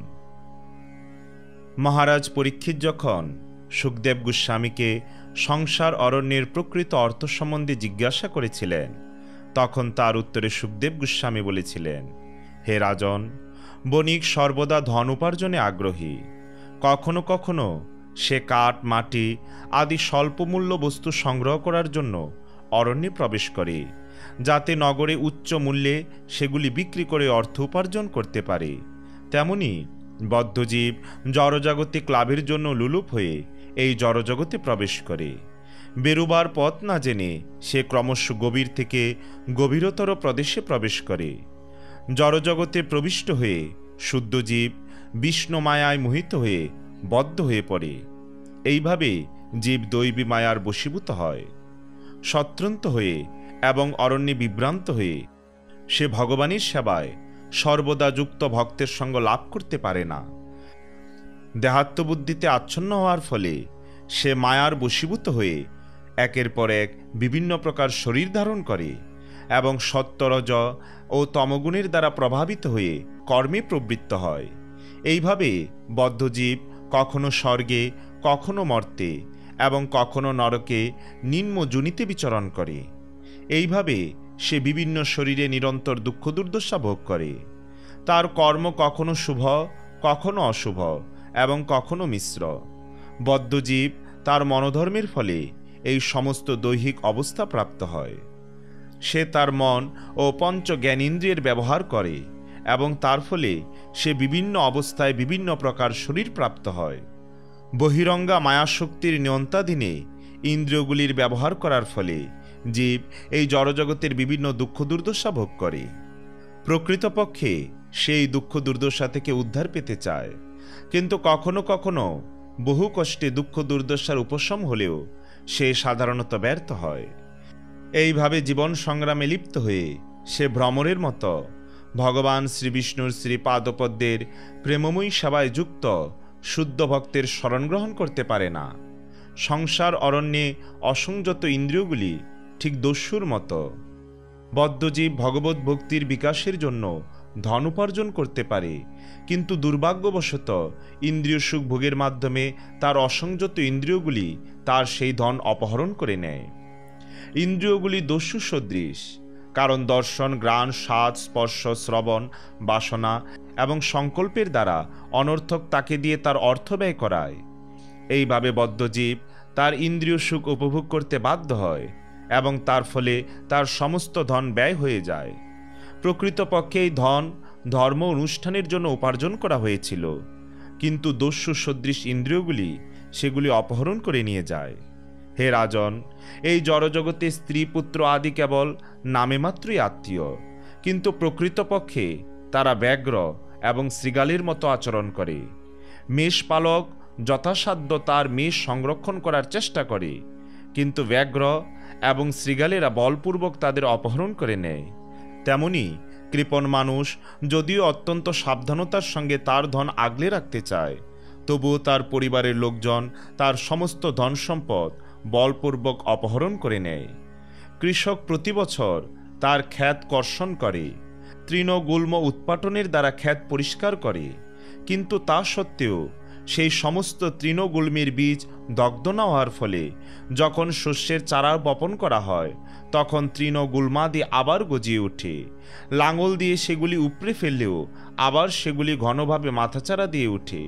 তেমনি গৃহস্থ আশ্রম সকাম কর্মের ক্ষেত্র। পারিবারিক জীবন ভোগ করার বাসনা সম্পূর্ণরূপে দগ্ধ না হওয়া পর্যন্ত বারবার তা উদয় হতে থাকে। পাত্র থেকে কর্পূর সরিয়ে নিলেও যেমন সেই পাত্রে কর্পূরের গন্ধ থেকে যায়, তেমনি যতক্ষণ পর্যন্ত বাসনার বীজ নষ্ট না করা হয় ততক্ষণ পর্যন্ত সকাম কর্মের নাশ হয় না। কখনো কখনো বদ্ধজীব গৃহস্থ আশ্রমে তার ধন সম্পদের প্রতি আসক্ত হয়ে ধ্বংস, মশা, শকুনি, মুশিক সদৃশ মানুষদের দ্বারা পীড়িত হয়, কিন্তু তা সত্ত্বেও সেই সংসার মার্গেই ভ্রমণ করতে থাকে। অজ্ঞানের ফলে সে কামার্ত হয়ে সকাম কর্মে প্রবৃত্ত হয়। যেহেতু তার মন এই সমস্ত কার্যকলাপে মগ্ন থাকে, তাই এই জড়জগৎ আকাশকুসুমের মতো উলিক হলেও তার কাছে তা নিত্য বলে প্রতিভাত হয়। কখনো কখনো এই গন্ধর্বপুরে বদ্ধজীব পান, ভোজন ও স্ত্রী সঙ্গ করে। এই সমস্ত বিষয়ের প্রতি অত্যন্ত আসক্ত হয়ে সে মরুভূমিতে মৃগতৃষ্ণার মতো তাদের পিছনে ধাবিত হয়। জীব কখনো কখনো স্বর্ণ নামক পীতবর্ণের বিষ্ঠার প্রতি আকৃষ্ট হয়ে তার পিছনে ধাবিত হয়। এই স্বর্ণ জড় ঐশ্বর্য হিংসার উৎস এবং তার ফলে জীব অবৈধ স্ত্রীসঙ্গ, দ্রুতক্রীড়া, মাংসাহার এবং আসব পানে সমর্থ হয়। যাদের মন রজগুণের দ্বারা প্রভাবিত তারা স্বর্ণের প্রতি আকৃষ্ট হয়। ঠিক যেমন অরণ্যে শীতার্ত ব্যক্তি আলেয়ার আলোকে অগ্নি বলে মনে করে তার প্রতি ধাবিত হয়। কখনো কখনো বদ্ধজীব বাসস্থান, জল, ধন প্রভৃতি জীবন ধারণের বস্তুসমূহে অভিনিবিষ্ট হয়ে এই সংসার অরণ্যে ইতস্তত দৌড়িয়ে বেড়ায়। কখনো কখনো বদ্ধজীব যেন ঘূর্ণিবায়ুর ধূলির প্রভাবে অন্ধ হয়ে প্রমদার সৌন্দর্য দর্শনে মোহিত হয় এবং এইভাবে রমণীর অঙ্কে আরোপিত হয়। তখন তার বিবেক রজগুণের প্রভাবে অভিভূত হয়ে পড়ে। এইভাবে সে কাম বাসনার দ্বারা অন্ধ হয়ে বিধিমার্গের মর্যাদা লঙ্ঘন করে। সে জানে না যে তার এই অবৈধ আচরণ বিভিন্ন দেবতারা দর্শন করছেন এবং রাতের অন্ধকারে অবৈধ স্ত্রীসঙ্গ করলেও ভবিষ্যতে সেই জন্য তাকে দণ্ডভোগ করতে হবে। বদ্ধজীব কখনো কখনো বুঝতে পারে যে জড় সুখভোগের প্রচেষ্টা নিরর্থক এবং এই জড় জগৎ দুঃখময়, কিন্তু প্রবল দেহাত্মবুদ্ধির ফলে তার স্মৃতি নষ্ট হয়ে যায় এবং সে পুনরায় ঠিক একটি পশুর মতো সেই মরীচিকার প্রতি ধাবিত হয়। শত্রু এবং রাজকর্মচারীরা যখন প্রত্যক্ষভাবে অথবা পরোক্ষভাবে কঠোর বাক্যের দ্বারা তাকে ভর্ৎসনা করে, তখন বদ্ধজীব অত্যন্ত দুঃখিত হয়। তার কাছে তা কর্ণশূল এবং হৃদয় বেদনা উৎপাদন করে। এই ভর্ৎসনা পেঁচা এবং জিল্লির শব্দের সঙ্গে তুলনা করা যেতে পারে। জীব পূর্ব জন্মার্জিত পুণ্যকর্মের ফলে এই জীবনে জড়জাগতিক সুযোগ সুবিধা লাভ করে, কিন্তু সেই পুণ্য ক্ষয় হয়ে গেলে সে জীবনমৃত ধনী ব্যক্তিদের আশ্রয় গ্রহণ করে, যারা তাকে এই জীবনে অথবা পরলোকে উভয় পরিস্থিতিতেই কোনো রকম সাহায্য করতে পারে না। এই প্রকার ব্যক্তিদের তুলনা করা হয়েছে অপবিত্র বৃক্ষলতা এবং বিষাক্ত কূপের সঙ্গে। কখনো কখনো সংসার অরণ্যে দুঃখ কষ্ট নিবৃত্তি সাধনের জন্য বদ্ধজীব নাস্তিকদের সস্তা আশীর্বাদ প্রাপ্ত হয়। তাদের সঙ্গ প্রভাবে তার বুদ্ধি নষ্ট হয়। তা ঠিক অগভীর নদীতে ঝাঁপ দেওয়ার মতো। তার ফলে তার মাথা ফেটে যায়, তার তাপের উপশম হয় না এবং এইভাবে উভয় দিক দিয়েই সে দুঃখ কষ্ট ভোগ করে। বিভ্রান্ত বদ্ধজীব বেদ বিরুদ্ধ বাণীর প্রচারকারী তথাকথিত সাধু সন্ন্যাসীদের শরণাগত হয়। তার ফলে তাদের কাছ থেকে বর্তমানে অথবা ভবিষ্যতে তার কোনো লাভ হয় না। এই জড়জগতে বদ্ধজীব যখন অন্যদের শোষণ করেও নিজের ভরণ পোষণ করতে পারে না, তখন সে তার পিতা অথবা পুত্রকে শোষণ করার চেষ্টা করে এবং তাদের অতি তুচ্ছ সম্পদ অপহরণ করে নেয়। সে যদি তার পিতা পুত্র অথবা আত্মীয় স্বজনের সম্পদ আত্মসাৎ করতে না পারে, তাহলে সে তাদের নানাভাবে কষ্ট দেয়। এই জগতে গৃহস্থ জীবন ঠিক দাবানলের মতো। সেখানে সুখের লেশ মাত্র নেই এবং ক্রমশ অধিক থেকে অধিকতর দুঃখই কেবল লাভ হয়। গৃহস্থ জীবনে চিরন্তন সুখ লাভের কোনো সম্ভাবনা নেই। গৃহস্থ আশ্রমে জড়িয়ে পড়ার ফলে জীব শোকাগ্নিতে দগ্ধ হয়। কখনো কখনো সে আমি অত্যন্ত দুর্ভাগা, পূর্বজন্মে আমি কোনো পুণ্যকর্ম করিনি এই বলে নিজেকে ধিক্কার দেয়। রাজকর্মচারীরা ঠিক নরখাদক রাক্ষসদের মতো। কখনো কখনো এই সমস্ত রাজকর্মচারীরা প্রতিকূল হয়ে মানুষের সঞ্চিত ধন অপহরণ করে। তার ফলে প্রাণতুল্য প্রিয়তম ধন হারিয়ে জীব সম্পূর্ণরূপে নিরুৎসাহ হয়ে পড়ে। বস্তুত মনে হয় যেন তার মৃত্যু হয়েছে। কখনো কখনো বদ্ধজীব কল্পনা করে যে তার পিতা এবং পিতামহ পুনরায় তার পুত্র বা পুত্ররূপে ফিরে এসেছেন। এইভাবে সে স্বপ্ন সুখ তুল্য মনোকল্পিত সুখ অনুভব করে। গৃহস্থ আশ্রমে বিবাহ, উপনয়ন ইত্যাদি যজ্ঞ এবং সকাম কর্ম অনুষ্ঠান করার নির্দেশ রয়েছে। এগুলি গৃহস্থদের কর্তব্য। এই সমস্ত অনুষ্ঠান অত্যন্ত বিস্তৃত এবং ক্লেশদায়ক। সেগুলির তুলনা করা হয়েছে উচ্চ পাহাড়ের সঙ্গে এবং জড়জাগতিক কার্যকলাপে আসক্ত ব্যক্তিদের তা অতিক্রম করতে হয়। যে ব্যক্তি এই সমস্ত অনুষ্ঠান করতে চায় তাকে পাহাড়ে আরোহণ করার সময় কাঁটা এবং কাকরের বেদনা সহ্য করতে হয়। এইভাবে বদ্ধজীব অনন্ত যাতনা ভোগ করে। কখনো সে দৈহিক ক্ষুধা ও তৃষ্ণার দ্বারা পীড়িত হয়ে ধৈর্যচ্যুত হয় এবং তার প্রিয় স্ত্রী, পুত্র ও কন্যার প্রতি ক্রুদ্ধ হয়। এইভাবে নির্দয় হওয়ার ফলে সে আরও দুঃখ কষ্ট ভোগ করে। শ্রীল সুখদেব গোস্বামী মহারাজ পরীক্ষিতকে বললেন, হে রাজন, নিদ্রা ঠিক একটি অজগর সাপের মতো। যারা সংসার রূপ অরণ্যে ভ্রমণ করে, নিদ্রারূপ অজগর সর্প তাদের গিলে খায়। সেই অজগর সর্প দংশনে তারা সর্বদা অজ্ঞানের অন্ধকারে আচ্ছন্ন থাকে। তারা নির্জন অরণ্যে পরিত্যক্ত শবের মতো পড়ে থাকে। এইভাবে বদ্ধজীব বুঝতে পারে না যে তার জীবনে কি হচ্ছে। সংসার অরণ্যে বদ্ধজীব কখনো কখনো সর্প এবং অন্যান্য প্রাণী সদৃশ ঈর্ষাপরায়ণ ব্যক্তিদের দ্বারা ধ্বংসিত হয়। শত্রুদের ছলনার প্রভাবে বদ্ধজীবের গর্বরূপ দন্ত ভগ্ন হয়। তখন সে অন্তরে অত্যন্ত ব্যথিত হওয়ার ফলে ঠিকমতো ঘুমাতে পারে না। তার ফলে সে আরও অসুখী হয় এবং ধীরে ধীরে সে তার বুদ্ধি এবং বিবেক হারিয়ে ফেলে। তখন সে অন্ধের মতো অজ্ঞানের অন্ধকূপে পতিত হয়। বদ্ধজীব কখনো কখনো ইন্দ্রিয় তৃপ্তি সাধনের প্রতি, নগণ্য সুখের প্রতি আকৃষ্ট হয়ে পরস্ত্রী গমন করে অথবা অন্যের ধন অপহরণ করে। তার ফলে তাকে আটক করা হয়, অথবা সেই স্ত্রীর প্রতি অথবা আত্মীয় স্বজনেরা তাকে প্রচণ্ডভাবে প্রহার করে। এইভাবে অতি অল্প জড়সুখের জন্য ধর্ষণ, পরস্ত্রীহরণ, চুরি ইত্যাদি অপরাধের ফলে কারারুদ্ধ হয়ে নরক যন্ত্রণা ভোগ করতে হয়। পণ্ডিত এবং পরমার্থবাদীরা তাই সকাম কর্মের প্রবৃত্তি মার্গের নিন্দা করেছেন, কারণ তা ইহলোক বা পরলোকে দুঃখ দুর্দশার আদি উৎস এবং জন্মভূমি। বদ্ধজীব যদি অপরের দ্রব্য অপহরণ করে কোনো প্রকারে দণ্ডভোগ থেকে রেহাই পায়, তাহলেও দেবদত্ত নামক কোনো ব্যক্তি তাকে প্রতারণা করে তার ধন ছিনিয়ে নেয়। তারপর দেবদত্ত থেকেও আবার সেই ধন বিষ্ণুমিত্র নামক ব্যক্তি অপহরণ করে নেয়। এইভাবে ধন কখনো এক স্থানে থাকে না, তা হস্ত থেকে হস্তান্তরিত হয়। চরমে কেউই ধন সম্পদ ভোগ করতে পারে না এবং তা সর্ব অবস্থাতেই ভগবানেরই সম্পত্তি থাকে। জরা প্রকৃতির ত্রিতাপ দুঃখের প্রতিকার না করতে পেরে জীব দুরন্ত চিন্তায় বিষণ্ণ হয়। এই ত্রিতাপ দুঃখ হচ্ছে আদিদৈবিক, যেমন প্রচণ্ড শীত, প্রবল ঝড় ইত্যাদি। অন্য জীবদের দ্বারা প্রদত্ত আধিভৌতিক ক্লেশ এবং দেহ ও মনোজাত আধ্যাত্মিক ক্লেশ। ধন বিনিময়ের ব্যাপারে যদি কেউ এক করি অথবা তার থেকেও কম বঞ্চনা করে, তাহলে শত্রুতার সৃষ্টি হয়। এই সংসারে পূর্বোক্ত কষ্টগুলি তো আছেই, আর তাছাড়া সুখ, দুঃখ, রাগ, দেশ, ভয়, অভিমান, প্রমাদ, শোক, মোহ, লোভ, মাৎসর্য, ঈর্ষা, অপমান, ক্ষুধা, পিপাসা আদি ব্যাধি, জন্ম, জরা, মৃত্যু প্রভৃতি বহু কষ্ট রয়েছে। এগুলি একত্রে বদ্ধজীবকে দুঃখ দুর্দশা ছাড়া আর কিছুই প্রদান করতে পারে না। কখনো বদ্ধজীব মূর্তিমতী মায়ারূপিণী পত্নী অথবা বান্ধবীর প্রতি আকৃষ্ট হয়ে তাদের আলিঙ্গন লাভের জন্য ব্যাকুল হয়ে ওঠে। তার ফলে তার বিবেক এবং জীবনের চরম লক্ষ্যরূপ বিজ্ঞান তিরোহিত হয়। তখন পারমার্থিক উদ্দেশ্য সাধনের চেষ্টা পরিত্যাগ করে সেই স্ত্রীর বিলাসভবন নির্মাণ করার জন্য ব্যগ্র হয়ে ওঠে। সেই বিলাসভবনে আসক্ত হয়ে তার স্ত্রী পুত্রের সম্ভাষণ, অবলোকন এবং কার্যকলাপের দ্বারা মোহিত হয়। এইভাবে সে ভগবদ্ভক্তি রহিত হয়ে অপার অন্ধকার নরকে পতিত হয়।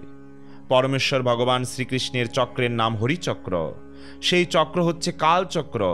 তা পরমাণু থেকে ব্রহ্মার আয়ুষ্কাল পর্যন্ত বিস্তৃত এবং তার সমস্ত কার্যকলাপ নিয়ন্ত্রণ করে। এই কাল নিরন্তর আবর্তিত হচ্ছে এবং ব্রহ্মা থেকে শুরু করে ক্ষুদ্রাদি ক্ষুদ্র তৃণ পর্যন্ত জীবের আয়ু হরণ করছে। তার ফলে শৈশব, বাল্য, যৌবন, বার্ধক্য ইত্যাদি পরিবর্তনের মাধ্যমে জীব মৃত্যুর দিকে ধাবিত হচ্ছে। এই কালচক্রকে প্রতিহত করা অসম্ভব।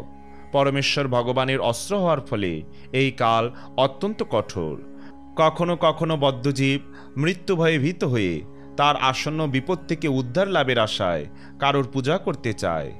তবু সে অপ্রতিহত কাল যার আয়ুধ, সেই পরমেশ্বর ভগবানের শরণাগত হয় না। বদ্ধজীব তার পরিবর্তে অপ্রামাণিক শাস্ত্র বর্ণিত মনুষ্য সৃষ্ট দেবতা বা ভগবানের শরণ গ্রহণ করে। মনুষ্য সৃষ্ট এই সমস্ত অবতারেরা বাজ, শকুনি, বক এবং কাকের মতো। বৈদিক শাস্ত্রে এদের কোনো উল্লেখ নেই। এই সমস্ত শকুনি, বাজ, কাক এবং বকেরা সিংহের আক্রমণ সদৃশ আসন্ন মৃত্যু থেকে কাউকে রক্ষা করতে পারে না। যারা এই সমস্ত মনুষ্য সৃষ্ট দেবতাদের শরণ গ্রহণ করে তারা মৃত্যুর কবল থেকে রক্ষা পায় না। ভণ্ড স্বামী, যুগী এবং অবতারেরা যারা ভগবানে বিশ্বাস করে না তাদের বলা হয় পাষণ্ডী।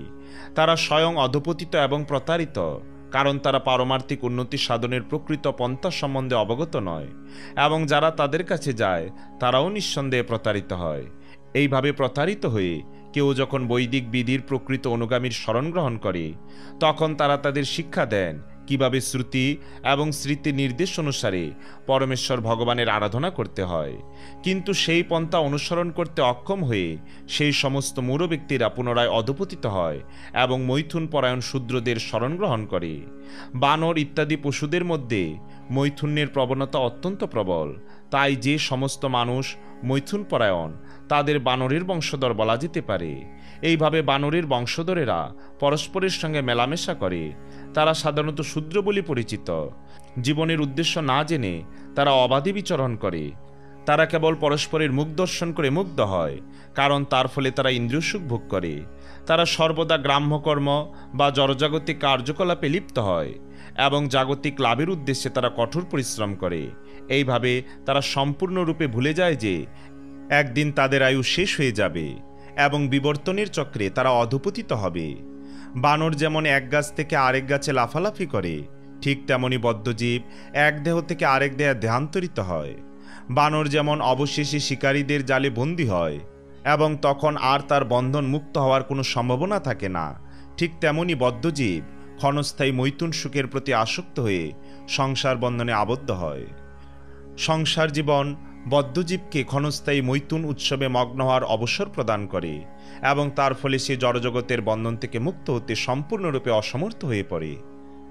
এই জড়জগতে বদ্ধজীব যখন পরমেশ্বর ভগবানের সঙ্গে তার সম্পর্কের কথা ভুলে যায় এবং ভগবত ভক্তি অনুশীলন করে না, তখন সে নানা রকম দুষ্কর্ম এবং পাপে প্রবৃত্ত হয়।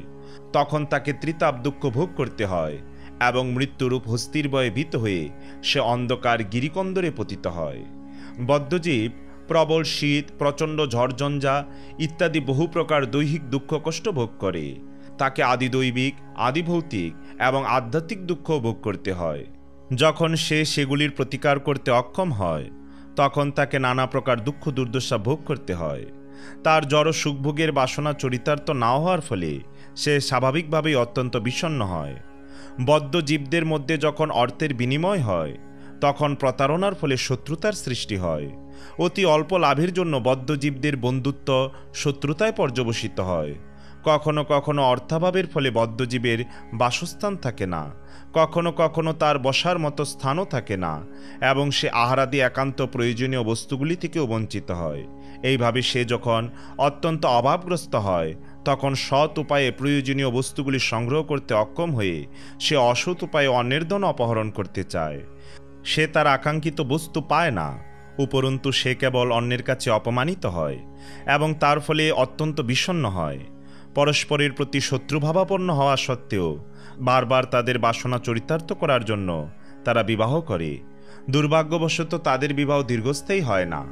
বিবাহ বিচ্ছেদ ইত্যাদির দ্বারা তাদের সম্পর্ক ছিন্ন হয়। এই সংসার মার্গ বহুবিধ ক্লেশে পূর্ণ এবং বিভিন্ন দুঃখ দুর্দশা বদ্ধজীবকে সর্বদা পীড়া দেয়। কখনো কখনো তার ক্ষতি হয়, আবার কখনো কখনো তার লাভ হয়। উভয় অবস্থাতেই এই মার্গ বিপদীপূর্ণ। কখনো কখনো বদ্ধজীব মৃত্যু অথবা অন্য পরিস্থিতির দ্বারা তার পিতার থেকে বিচ্ছিন্ন হয়। পিতাকে পরিত্যাগ করে সে তার সন্তান সন্ততির প্রতি আসক্ত হয়। এইভাবে বদ্ধজীব মোহাচ্ছন্ন হয় এবং ভীত হয়। কখনো সে ভয়ে আর্তনাদ করে, কখনো সে তার পরিবারের ভরণপোষণ করে সুখী হয় এবং কখনো সে আনন্দে আত্মহারা হয়ে দান করে। এইভাবে সে এই জড়জগতের বন্ধনে আবদ্ধ হয় এবং অনাদিকাল ধরে ভগবানের সঙ্গে তার সম্পর্কের কথা ভুলে থাকে। এইভাবে সে বিপদসংকুল সংসার মার্গে বিচরণ করে এবং কখনোই সে সুখী হতে পারে না। যারা আত্মতত্ত্ববিদ তারা এই ভয়ঙ্কর সংসার সমুদ্র থেকে উত্তীর্ণ হবার জন্য পরমেশ্বর ভগবানের শরণ গ্রহণ করেন। ভগবত ভক্তির পন্থা অবলম্বন না করে কখনো সংসার বন্ধন থেকে মুক্ত হওয়া যায় না, অর্থাৎ এই জড়জগতে কেউই সুখী হতে পারে না। তাই কৃষ্ণ ভক্তির পন্থা অবলম্বন করা অত্যন্ত আবশ্যক। সমস্ত জীবের সুহৃদ মহাত্মারা শান্তচিত্ত। তারা তাদের মন এবং ইন্দ্রিয়গুলিকে বশীভূত করেছেন এবং তারা অনায়াসে ভগবদ্ধামে ফিরে যাওয়ার মুক্তির পথ প্রাপ্ত হন। দুর্ভাগ্যবশত সংসারাসক্ত মানুষেরা তাদের সঙ্গ করতে পারে না। বহু রাজর্ষি ছিলেন যারা যজ্ঞ অনুষ্ঠানে অত্যন্ত পারদর্শী এবং দিগ্বিজয়ী বীর ছিলেন, কিন্তু এত শক্তিশালী হওয়া সত্ত্বেও তারা ভগবত ভক্তি লাভ করতে পারেননি। তার কারণ হচ্ছে এই সমস্ত মহান রাজারা দেহাত্মবুদ্ধির ভ্রান্ত ধারণা জয় করতে পারেননি। তার ফলে তারা অন্য রাজাদের সঙ্গে শত্রুতা সৃষ্টি করেছেন এবং তাদের সঙ্গে যুদ্ধ করে জীবনের প্রকৃত উদ্দেশ্য সাধন না করে মৃত্যুবরণ করেছেন। বদ্ধজীব যখন সকাম কর্মরূপ লতাকে আশ্রয় করে, তখন সে তার পুণ্যকর্মের প্রভাবে স্বর্গলোকে উন্নীত হয়ে নারকীয় পরিস্থিতি থেকে মুক্তিলাভ করতে পারে, কিন্তু দুর্ভাগ্যবশত সে চিরকাল সেখানে থাকতে পারে না। তার সকাম কর্মের ফল ভোগ করার পর তাকে পুনরায় মর্তলোকে ফিরে আসতে হয়। এইভাবে সে নিরন্তর ঊর্ধ্বগামী বা নিম্নগামী হচ্ছে। জড় ভরতের উপদেশ সংক্ষেপে বর্ণনা করে সুখদেব গোস্বামী বললেন, হে মহারাজ পরীক্ষিত, ভগবানের বাহন গরুর যে পথ অবলম্বন করেন, জড় ভরত প্রদর্শিত পথ তারই মতো। আর সাধারণ রাজারা ঠিক মাছির মতো। মাছি গরুরের মার্গ অনুসরণ করতে পারে না, তেমনি আজ পর্যন্ত কোনো রাজা বা দিগ্বিজয়ী নেতা মনের দ্বারাও রাজর্ষি ভরতের এই ভক্তি মার্গ অনুসরণে সমর্থ হয়নি।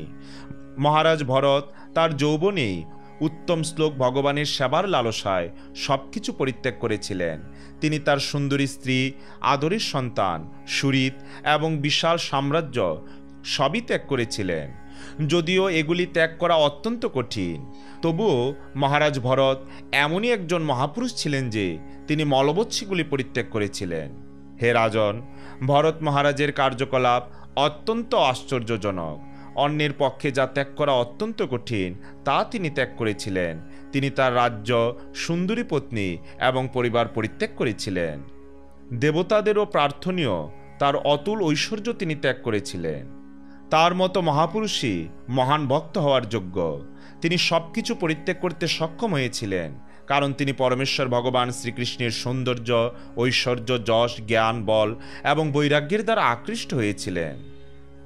ভগবান শ্রীকৃষ্ণ এতই আকর্ষণীয় যে তার জন্য সমস্ত বাঞ্ছনীয় বস্তু ত্যাগ করা যায়। যাদের মন ভগবানের প্রেমময়ী সেবার দ্বারা আকৃষ্ট হয়েছে তাদের কাছে মুক্তিও তুচ্ছ বলে মনে হয়। মৃগ শরীর প্রাপ্ত হওয়া সত্ত্বেও মহারাজ ভরত পরমেশ্বর ভগবানকে ভুলে যাননি। তাই মৃগ শরীর ত্যাগ করার সময় তিনি উচ্চস্বরে এই প্রার্থনাটি করেছিলেন: ভগবান সাক্ষাৎ যজ্ঞপুরুষ, তিনি কর্মসমূহের ফলদাতা, তিনি ধর্মের রক্ষক, সাক্ষাৎ অষ্টাঙ্গ যোগমূর্তি, সমস্ত জ্ঞানের উৎস, সমস্ত সৃষ্টির নিয়ন্তা এবং সমস্ত জীবের অন্তর্যামী। তিনি পরম সুন্দর। তার দিব্য প্রেমময়ী সেবায় আমি যেন নিরন্তর যুক্ত থাকতে পারি, এই আশা নিয়ে তাকে আমার সশ্রদ্ধ প্রণতি নিবেদন করে আমি এই দেহ ত্যাগ করছি। এই প্রার্থনা উচ্চারণ করে মহারাজ ভরত দেহত্যাগ করেছিলেন। শ্রবণ ও কীর্তনে আগ্রহী ভক্তেরা নিয়মিতভাবে ভরত মহারাজের বিশুদ্ধ চরিত্র আলোচনা করেন এবং তার কার্যকলাপের মহিমা কীর্তন করেন। কেউ যদি বিনীতভাবে মঙ্গলময় মহারাজ ভরতের কথা শ্রবণ এবং কীর্তন করেন তাহলে তার পরমায়ু বৃদ্ধি হয়, ধন বৃদ্ধি হয়, যশ লাভ হয়, অনায়াসে স্বর্গলোক প্রাপ্তি হয় অথবা মোক্ষ লাভ হয়। মহারাজ ভরতের চরিত্র কেবল শ্রবণ এবং কীর্তন করার ফলে সমস্ত অভীষ্ট লাভ হয়। এইভাবে সমস্ত ঐহিক এবং পারমার্থিক বাসনা চরিতার্থ করা যায়। অন্যের কাছে সেগুলি প্রার্থনা করার আর কোনো প্রয়োজন হয় না, কারণ মহারাজ ভরতের জীবনচরিত্র কেবল অধ্যয়ন করার ফলে সমস্ত বাঞ্ছিত বস্তু লাভ করা যায়। ওম তৎসৎ ইতি শ্রীমন মহর্ষি বেদবেশ প্রণীত পারমহংসী সংহিতা শ্রীমদ্ ভাগবত মহাপুরাণের পঞ্চম স্কন্ধে বর্ণিত মহারাজ ভরতের চরিত্রকথা সমাপ্ত। সবাইকে পরবর্তী ভিডিও দেখার আমন্ত্রণ রইল। জয় জয় মহারাজ ভরতের জয়, জয় জয় গ্রন্থরাজ শ্রী শ্রীমদ্ ভাগবত মহাপুরাণের জয়, জয় জয় ভাগবত কথা শ্রবণকারী ভক্তবৃন্দের জয়। হরে কৃষ্ণ কৃষ্ণ কৃষ্ণ হরে হরে, হরে রাম রাম রাম হরে হরে। জয় শ্রী হরি।